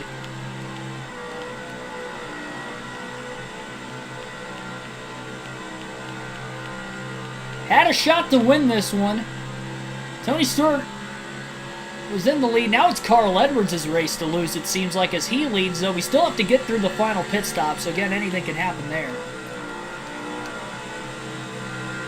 Dale Jr.'s in 34th right now. He's the last car 1 lap down, so he's definitely not even in the free pass position either.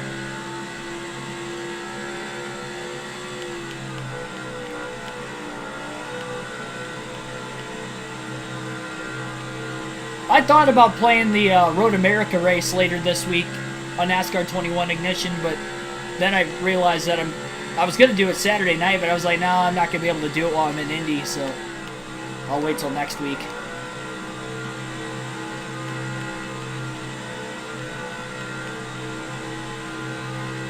The final time, we're alternating through the different camera angles in tonight's race at Las Vegas.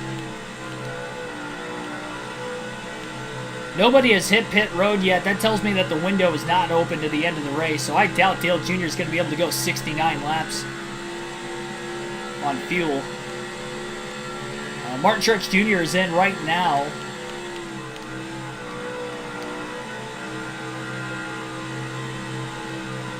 So Truex is in about 4 laps after Dale Jr. pit.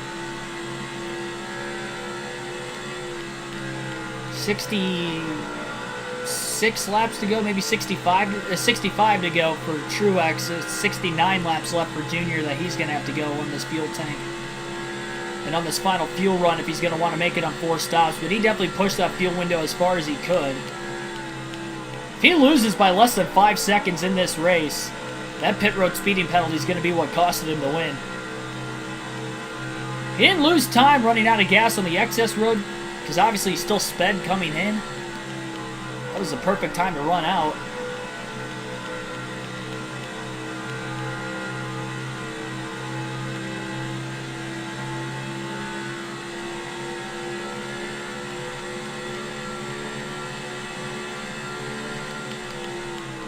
I think those were a couple cars that were short pitting as soon as the run opened up to the end of the race. Allowed for Dale Jr. to pick up 1 more spot at least.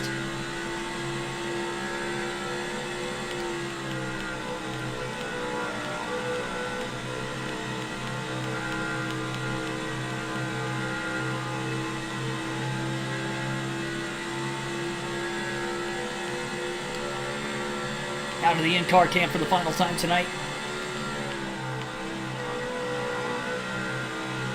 Up the track through turns 1 and 2. Earnhardt going in deep.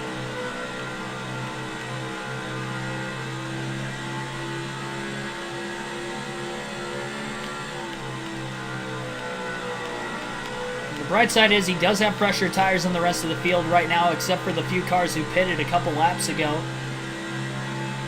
And he's only going to have a few lap older tires than those guys, so that's not going to make much of a difference.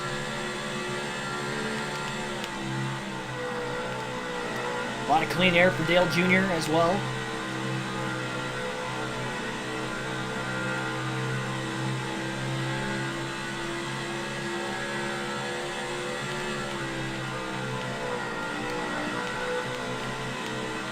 I think he's still going to get a decent finish. He may get a top 10. I just don't know if he's going to have a shot to win in this race anymore. Unless we get a late race yellow for our 4th caution. That obviously Dale Jr. cannot be involved in.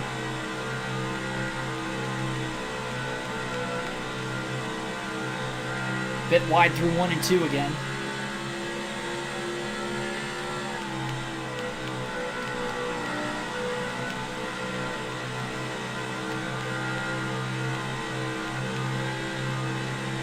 Rusty Wallace now in the lead for the first time tonight at Las Vegas. During green flag pit stops, I think Carl Edwards just pit that last time by.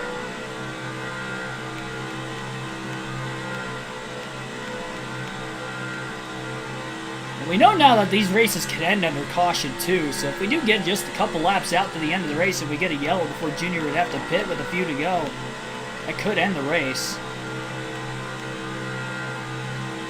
We've seen 2 races end under caution between all 3 series already this year. The truck race and the Busch race at California both ended under caution. Michael Waltrip's in the pits now.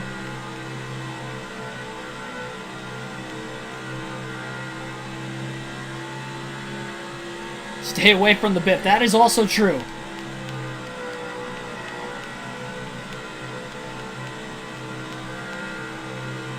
He may try to wreck us again if we see him.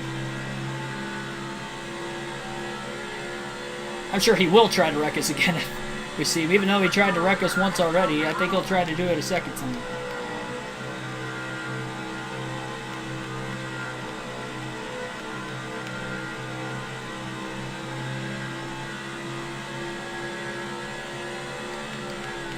I will say, though, you guys thought I was going to be short at California. We made it on fuel mileage to the end of that race.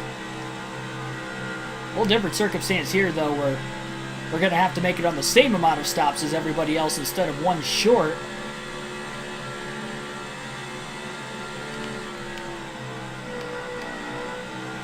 Definitely a little bit different circumstance here.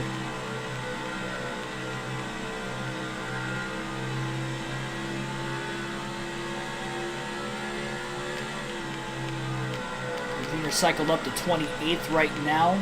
I believe there were 26 cars on the lead lap on that last restart. Obviously not all the lap cars have pit then, and we'll just have to see how far back Dale Jr. will fall. Again, he had a 5-second pit road speeding penalty, plus the right front tire changer made a mistake on the 4-tire stop for the 18. Tony Stewart's back in the lead. I'm not sure if he has made a stop yet or not. I don't believe he has, considering the fact that Junior's still a lap down. Junior will definitely get back on the lead lap after everything cycles through. That's a given.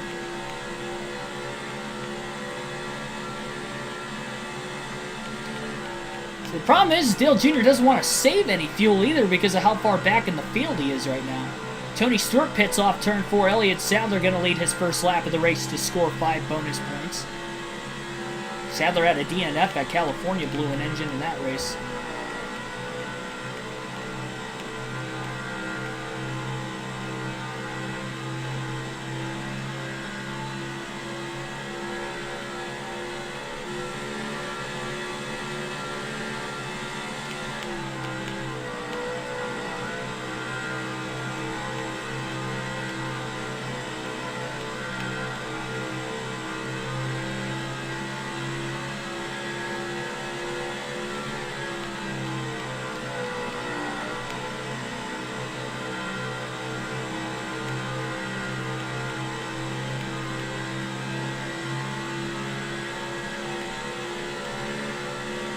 Still waiting on Sadler and the rest of the lead lap cars to make their final stop of the day.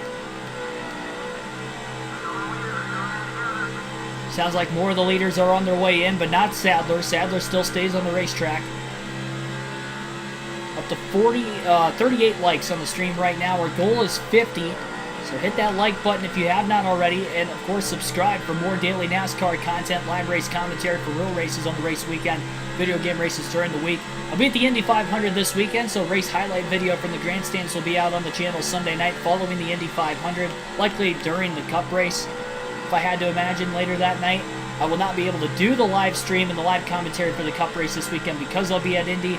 And then the following weekend, I'll be at Gateway for the Cup race, so also no commentary for that one either. But I will be doing a live commentary race this weekend still, as I'll be doing live commentary for the truck race at Charlotte on Friday night. So because I'm not working on Saturday, I'm leaving Saturday morning for Indy. I'll stay up, and I don't have to leave too early because it's only a 4-hour drive for me, so I'll sleep in a little bit and then head on my way to Indy. So I have no problem staying up late to get that truck race live commentary in for you guys. That race starts at 8:30 on Friday night, so that will be the next live commentary live stream on the channel, so we will have one this week. It just won't be for the Cup Series.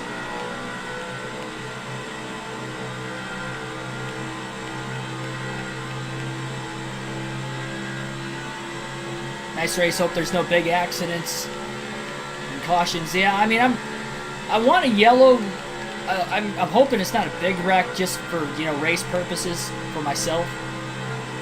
We were trying to get Dale Jr. the best finish possible, but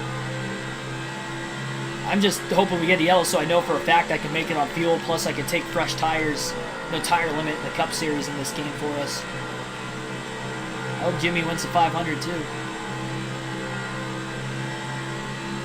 Go back to the far chase cam for the rest of the race right now. Currently 48 laps to go at the Las Vegas Motor Speedway.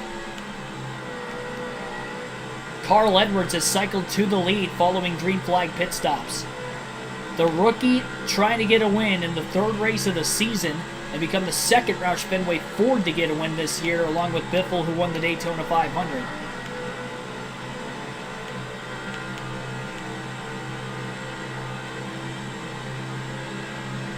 Dale Jr. closing in on the back of the pack right now. These might be a couple cars that are a lap down. Shane Meal in the 08. The 147 is definitely a lap down.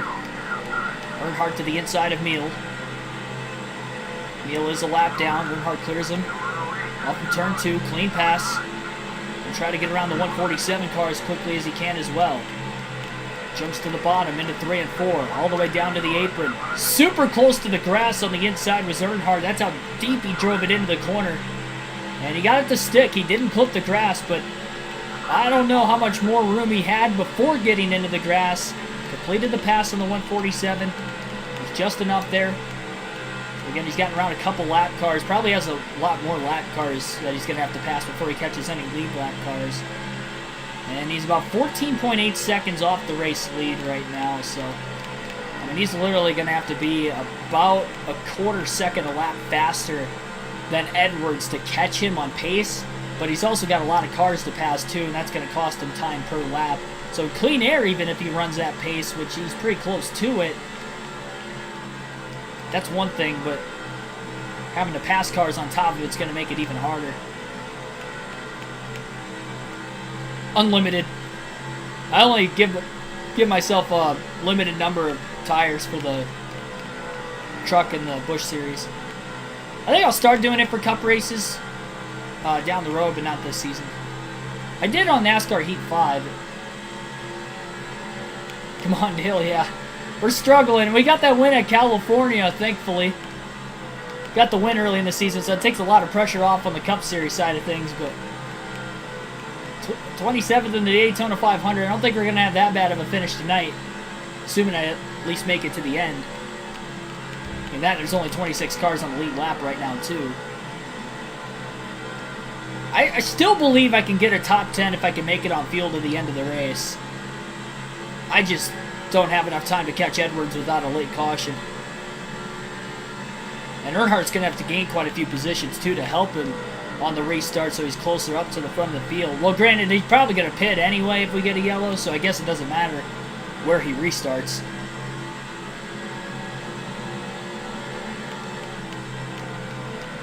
Hasn't hit halfway on fuel yet. And again, he had 69 laps to go when he came off of pit road.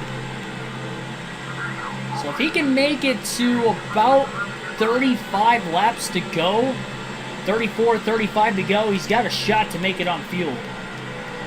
And if we do get a yellow, he might actually be able to stay out and make it. Caution laps are definitely going to allow him to save fuel.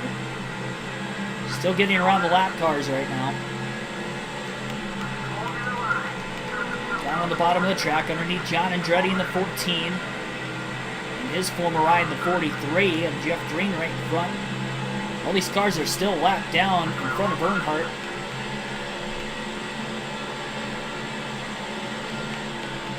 Earnhardt gave a shot to the back of the 43 car that time. Earnhardt tight in traffic behind Green. Up the track off the exit of turn 2. Junior looking low on the backstretch. It's going to be a big dive into turn 3. Pretty flat for Earnhardt. Got it to stick.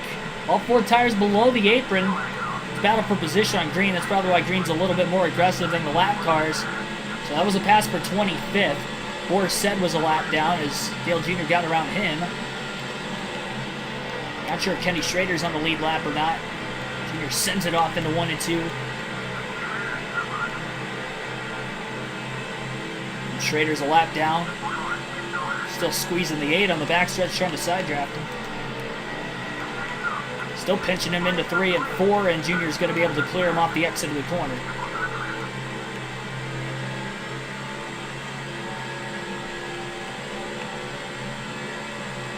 I wish they had an option for that too.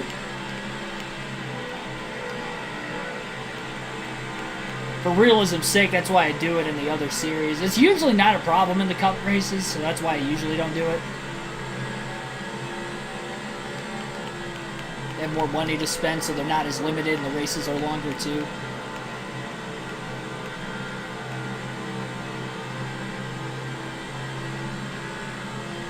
$41 likes on the stream right now, just less than 40 laps to go. We'll see if we can get to 50. That's the goal tonight. Hard battle right now between Jimmy Spencer and Jason Leffler right in front of Dale Jr.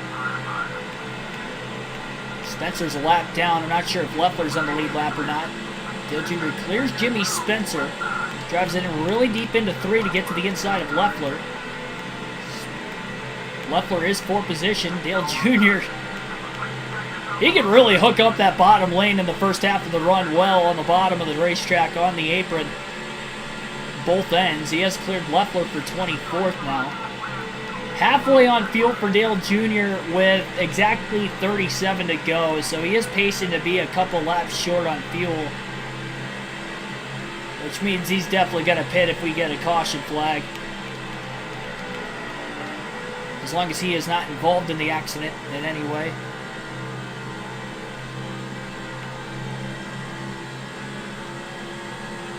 We're going to alternate through the other DEI cars, see where they are running in the field one final time in today's race. And first we're going to take a look at where Martin Truex Jr. is at. And right now Truex is trying to hang on to a top 10 position in 10th place. Again, he is a rookie in the number 1 car. Seen a couple of the rookies shine with good runs this year. Of course, the rookie's leading this race at Carl Edwards right now. Truex a little edgy.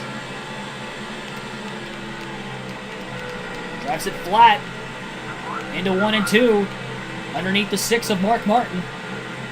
Clears him for 9th place off turn 2. Big block by Truex on the backstretch. Labonte on the inside of a car. Truex is going to go to the bottom 3 wide underneath Labonte and Wallace. Really close to the grass. Got it to stick.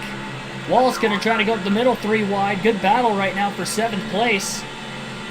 Look at the rookie go. Martin Truex Jr. in just his 3rd Cup start is up to 7th place at Las Vegas on 1.5 miles. As Wallace and Labonte are still side by side for 8th behind him. I believe Truex is the only DEI car in the top 10. I think Waltrip's lead lap still as well.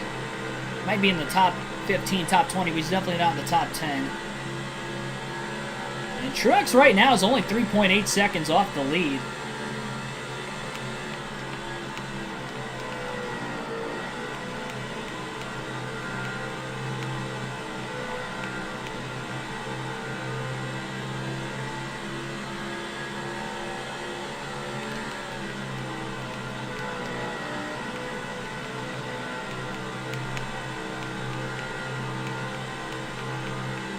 He's closing in on the leaders, too. 3.4 seconds back into turn 1 this time. This is definitely a pace Truex can catch Carl Edwards in as long as he gets through the rest of the cars between himself and Edwards quickly.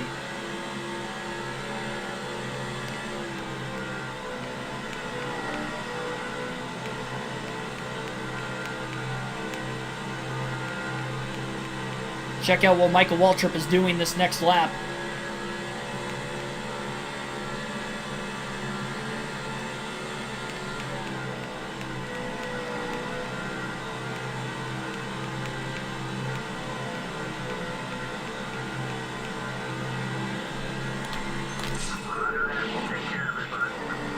So Waltrip is in 17th. He is a little over 8 seconds off the race lead. Jamie McMurray in 17th right in front of him.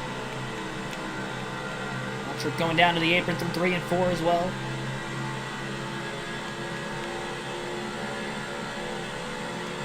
"30 laps to go at Vegas.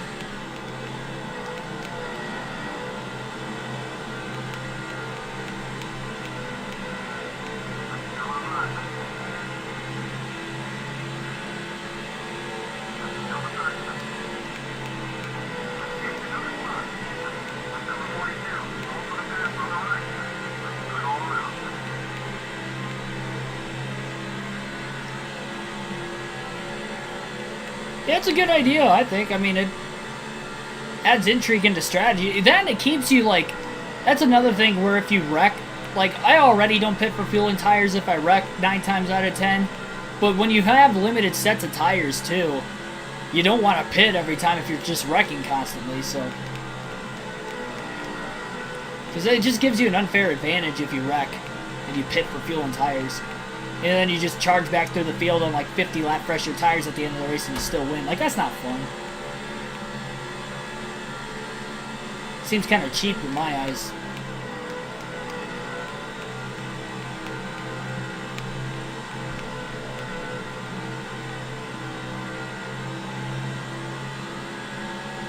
Junior can go without running out of gas. I don't know. I don't think he's going to make it without a caution. Just can't be involved in the yellow. That's the problem. I think he's going to be a couple laps short. We've had 3 cautions today, but they haven't really been AI related as far as how they started. Waltrip looking to the inside of Dale Jarrett off the exit of turn 2. He's going to get there. Contact on the backstretch between Jarrett and Waltrip. Jarrett running the 15 car tight on the backstretch right now. Into turns 3 and 4. Big block by Ricky Rudd on the 15. Waltrip now under Rudd for 14th place. He'll make the pass.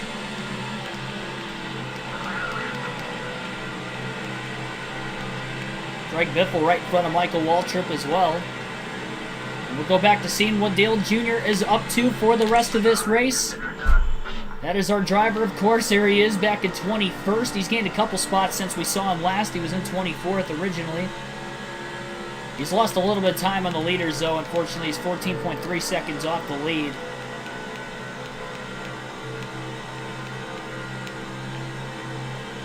Yeah, thanks for tuning in, E180.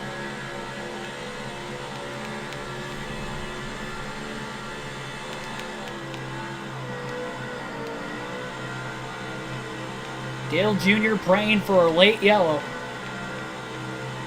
That he can pit. He would only lose a few spots for the restart and then just try to get through the field on fresh tires. This was a very similar circumstance to what we had at Michigan in NASCAR 05, and we had a caution with about 22 to go and a restart with about 19 laps left, where we went from really around this area, mid-20s, to second at the end of the race. At least got a good finish out of it. And that was a race we didn't even have like a car competitive enough to win. Maybe a top 10 car at the very best. Like this, after the adjustments made earlier in the race for Dale Jr., he has had a car capable of winning on speed. Stenhouse is not in this game, man. Well, he wasn't in the Busch Series until like the late 2000s, I think. When he started there. It's 2005 season.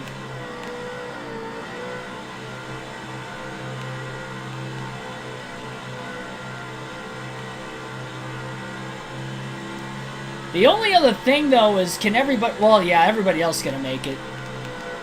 There's no way they can't. I mean, some of them were pitting with like 50 laps to go. So they're easily going to make it to the end. I wonder if they pit or not, though, if we get a late yellow. I would imagine the front runners are going to keep their track position. Stenhouse wasn't born. No, he was born. He was alive in 2005. He just wasn't racing. He's in his early 30s. He's older than I am. Of course he was old or alive in 2005. I was around in 2005.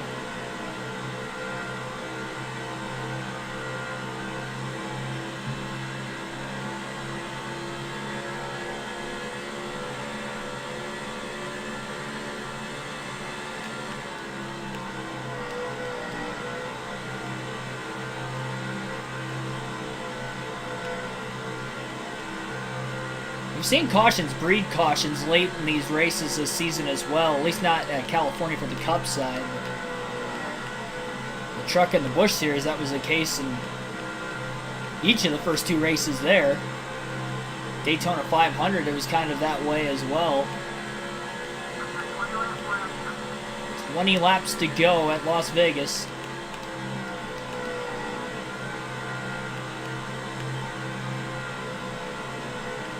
Couple cars per position up ahead of Dale Jr. would move him inside the top 20.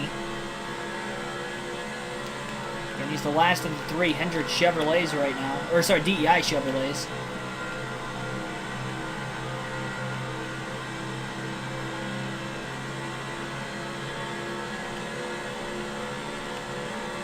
And caution could end the race if it is really, really late, too. Junior could take it to a couple laps to go before he would have to pit. He's definitely going to take it as far as he can. And it will be a gas and go only stop too, just to try and salvage as many positions as possible. Quarter tank of gas left, and they're coming to 18 to go now off turn 4. Pacing to be about 3 laps short, roughly, for Dale Earnhardt Jr.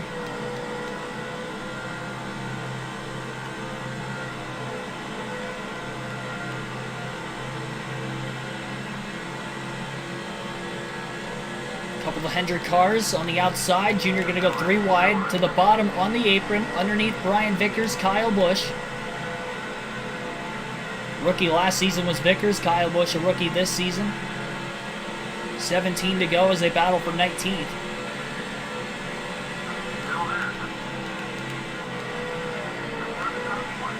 Junior has completed the pass on Vickers. Trying to complete the pass on Kyle Busch and clears him off turn 2.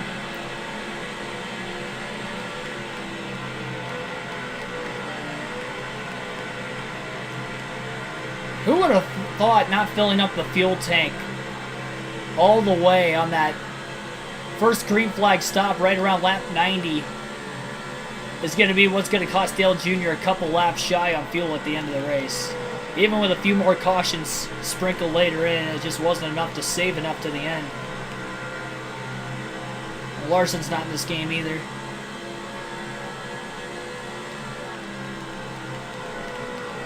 Completed the pass on Larson. No, that's not Larson. Larson's in the 5 now. That's young KFB. Looks like he's still holding off his teammate Vickers as well right now. Dale Jr. less than 13 seconds off the lead. As close to the lead as he's been in a while.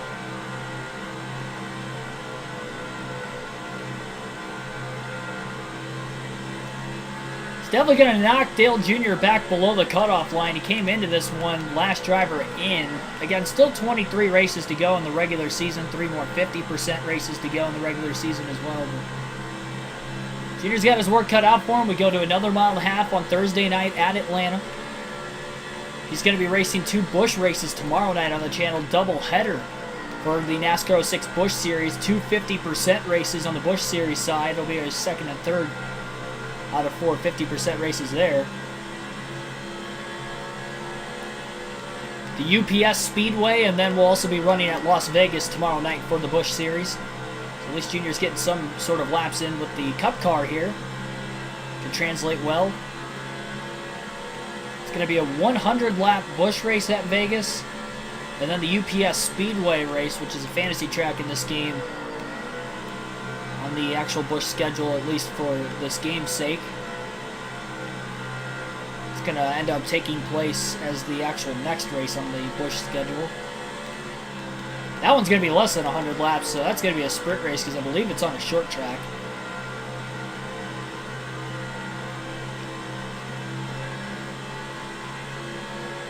Likely just going to be a one-stop race in both of those races.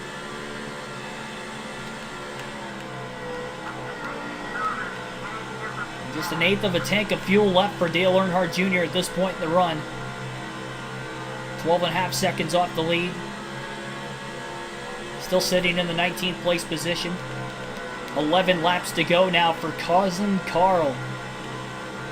And Carl Edwards is about to get his first career backflip in the Cup Series here if he can just hang on for the lead for the remaining laps. Be the first rookie to win this season. I don't think he'll be the last. I think Kyle Busch is going to get a win at some point this season. Maybe we see another one steal the show at some point as well. We had 2 rookies win on NASCAR 05, Scott Wimmer and Casey Kane. Kane doesn't even have a win in his career through his rookie season in real life, so he'd technically be looking for his first win of his career this season as well, too. Carl Edwards got his first career win at Atlanta, which would be the next race on this season in 2005. Photo finish with Jimmy Johnson in that race. So he's actually going to get his first career win one race early in this game compared to what he did in real life in 05 in his rookie season. 9 to go for Edwards.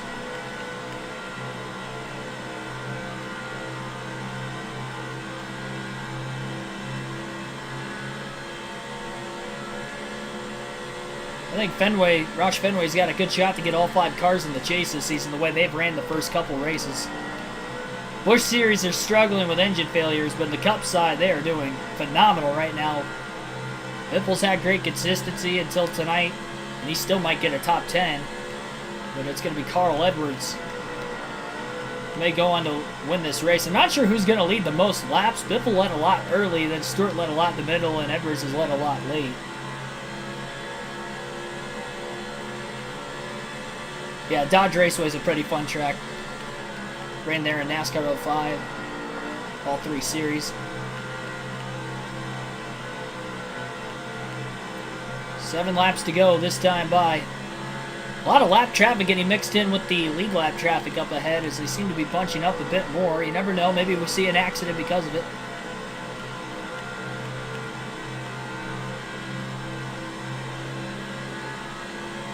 Jr. just less than 12 seconds off the lead now. 7 laps to go.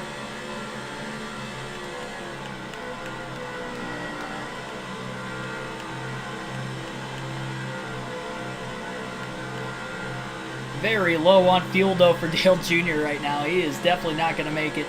I didn't think he was going to. I figured he was going to be 3 or 4 laps short when he first pitted. But he couldn't go any further on fuel. And it's unfortunate that second green flag stop, the 3rd stop total in the race, is what, really the 2nd stop, just not getting enough fuel in the race car is what ended up costing him a shot to make it on 4 stops with everybody else. He's going to end up having to make a gas and go only 5th stop in this race. Just closing in on Joe Nemechek for 18th in the time being. Junior can go a few more laps. Got a bit loose in 3 and 4. Up the track he goes and into the wall. And that's going to cost him any sort of shot at 18th now.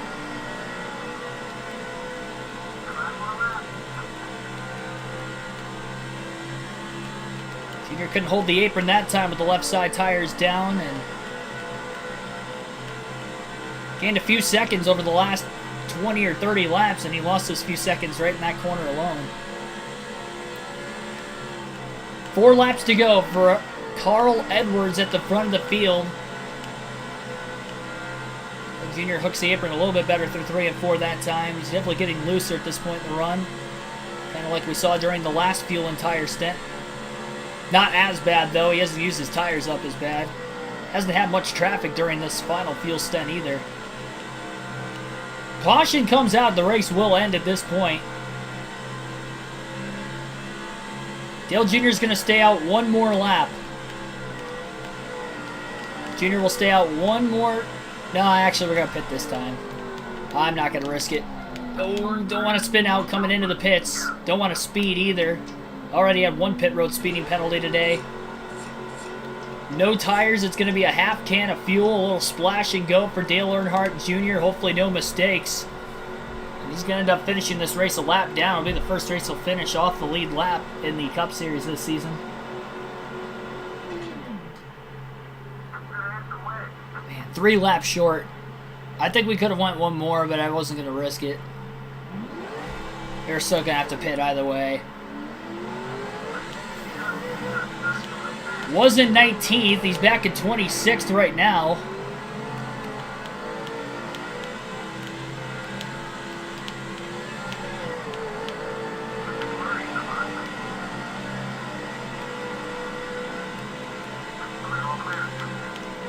Dale Jr. still in 26th place. White flag in the air. 1 lap to go. No cautions on the final lap in this NASCAR 06 video game. Carl Edwards is out in front and is about a mile away now from his first career win in the NASCAR Nextel Cup Series. As a rookie, Carl Edwards, just like in real life, going to go to win early in the 2005 season. At a different mile and a half, this one's going to be Las Vegas. Real life, again, it was at Atlanta. No photo finish this time. He's going to win it straight out, dominating the end of this race. Checkered flag. Carl Edwards is a winner at Las Vegas. Third different winner in the first 3 races. Dale Jr. going to finish in 26th, the second worst finish of the first 3 races this season, matching the 27th place run in the Daytona 500. I hope these bad finishes early in the year don't come back to cost us a championship or anything, but we'll see. Second and a half victory was the margin of victory for Carl Edwards over Jimmy Johnson.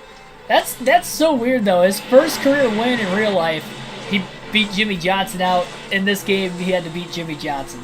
That's coincidental. 3 cautions for 9 caution laps, 11 lead changes, 2 hours and 36 minutes total time on tonight's race. Average speed of 153.92 miles an hour. Carl Edwards led 67 laps in today's race. It was not the most laps, but he did lead 67, dominated the end of this one. Jimmy Johnson ends up finishing in second. No laps led for him. Kenseth led 5 laps, finishing third. Jeff Gordon fourth. Mike Bliss rounds out the top 5. Kenseth started on the pole tonight as well. And Mike Bliss, that's insane. That's back-to-back top 10s for Bliss, his first career top 5 as well. He's really showing out to be a strong competitor this season. Tony Stewart led 88 laps today. He also did not lead the most laps, so that means that Greg Biffle must have led the most. Kurt Busch finishes 7th. Martin Truex Jr. finished 8th. Good top 10 for Truex. At least one of the DEI cars had a top 10. Elliott Sadler 9th, and Bobby Labonte rounds out the top 10. Biffle led 92 laps today, leading the most. Our teammate Michael Waltrip also finished 12th. So Jr. lagging well behind the other 2 DER cars tonight. Had speed, he just couldn't contain it. Bad strategy definitely threw him off. Biffle only led the most laps by 4, but that's enough for 5 extra bonus points over Stewart. I don't think... Yeah, Waltrip didn't lead any, and Truex didn't lead any. I think Dale Jr. led 4 laps. Yep, 4 laps led during green flag pit stops in the first 100 laps of the race. And he finished first car 1 lap down by going gas and go only at the end there.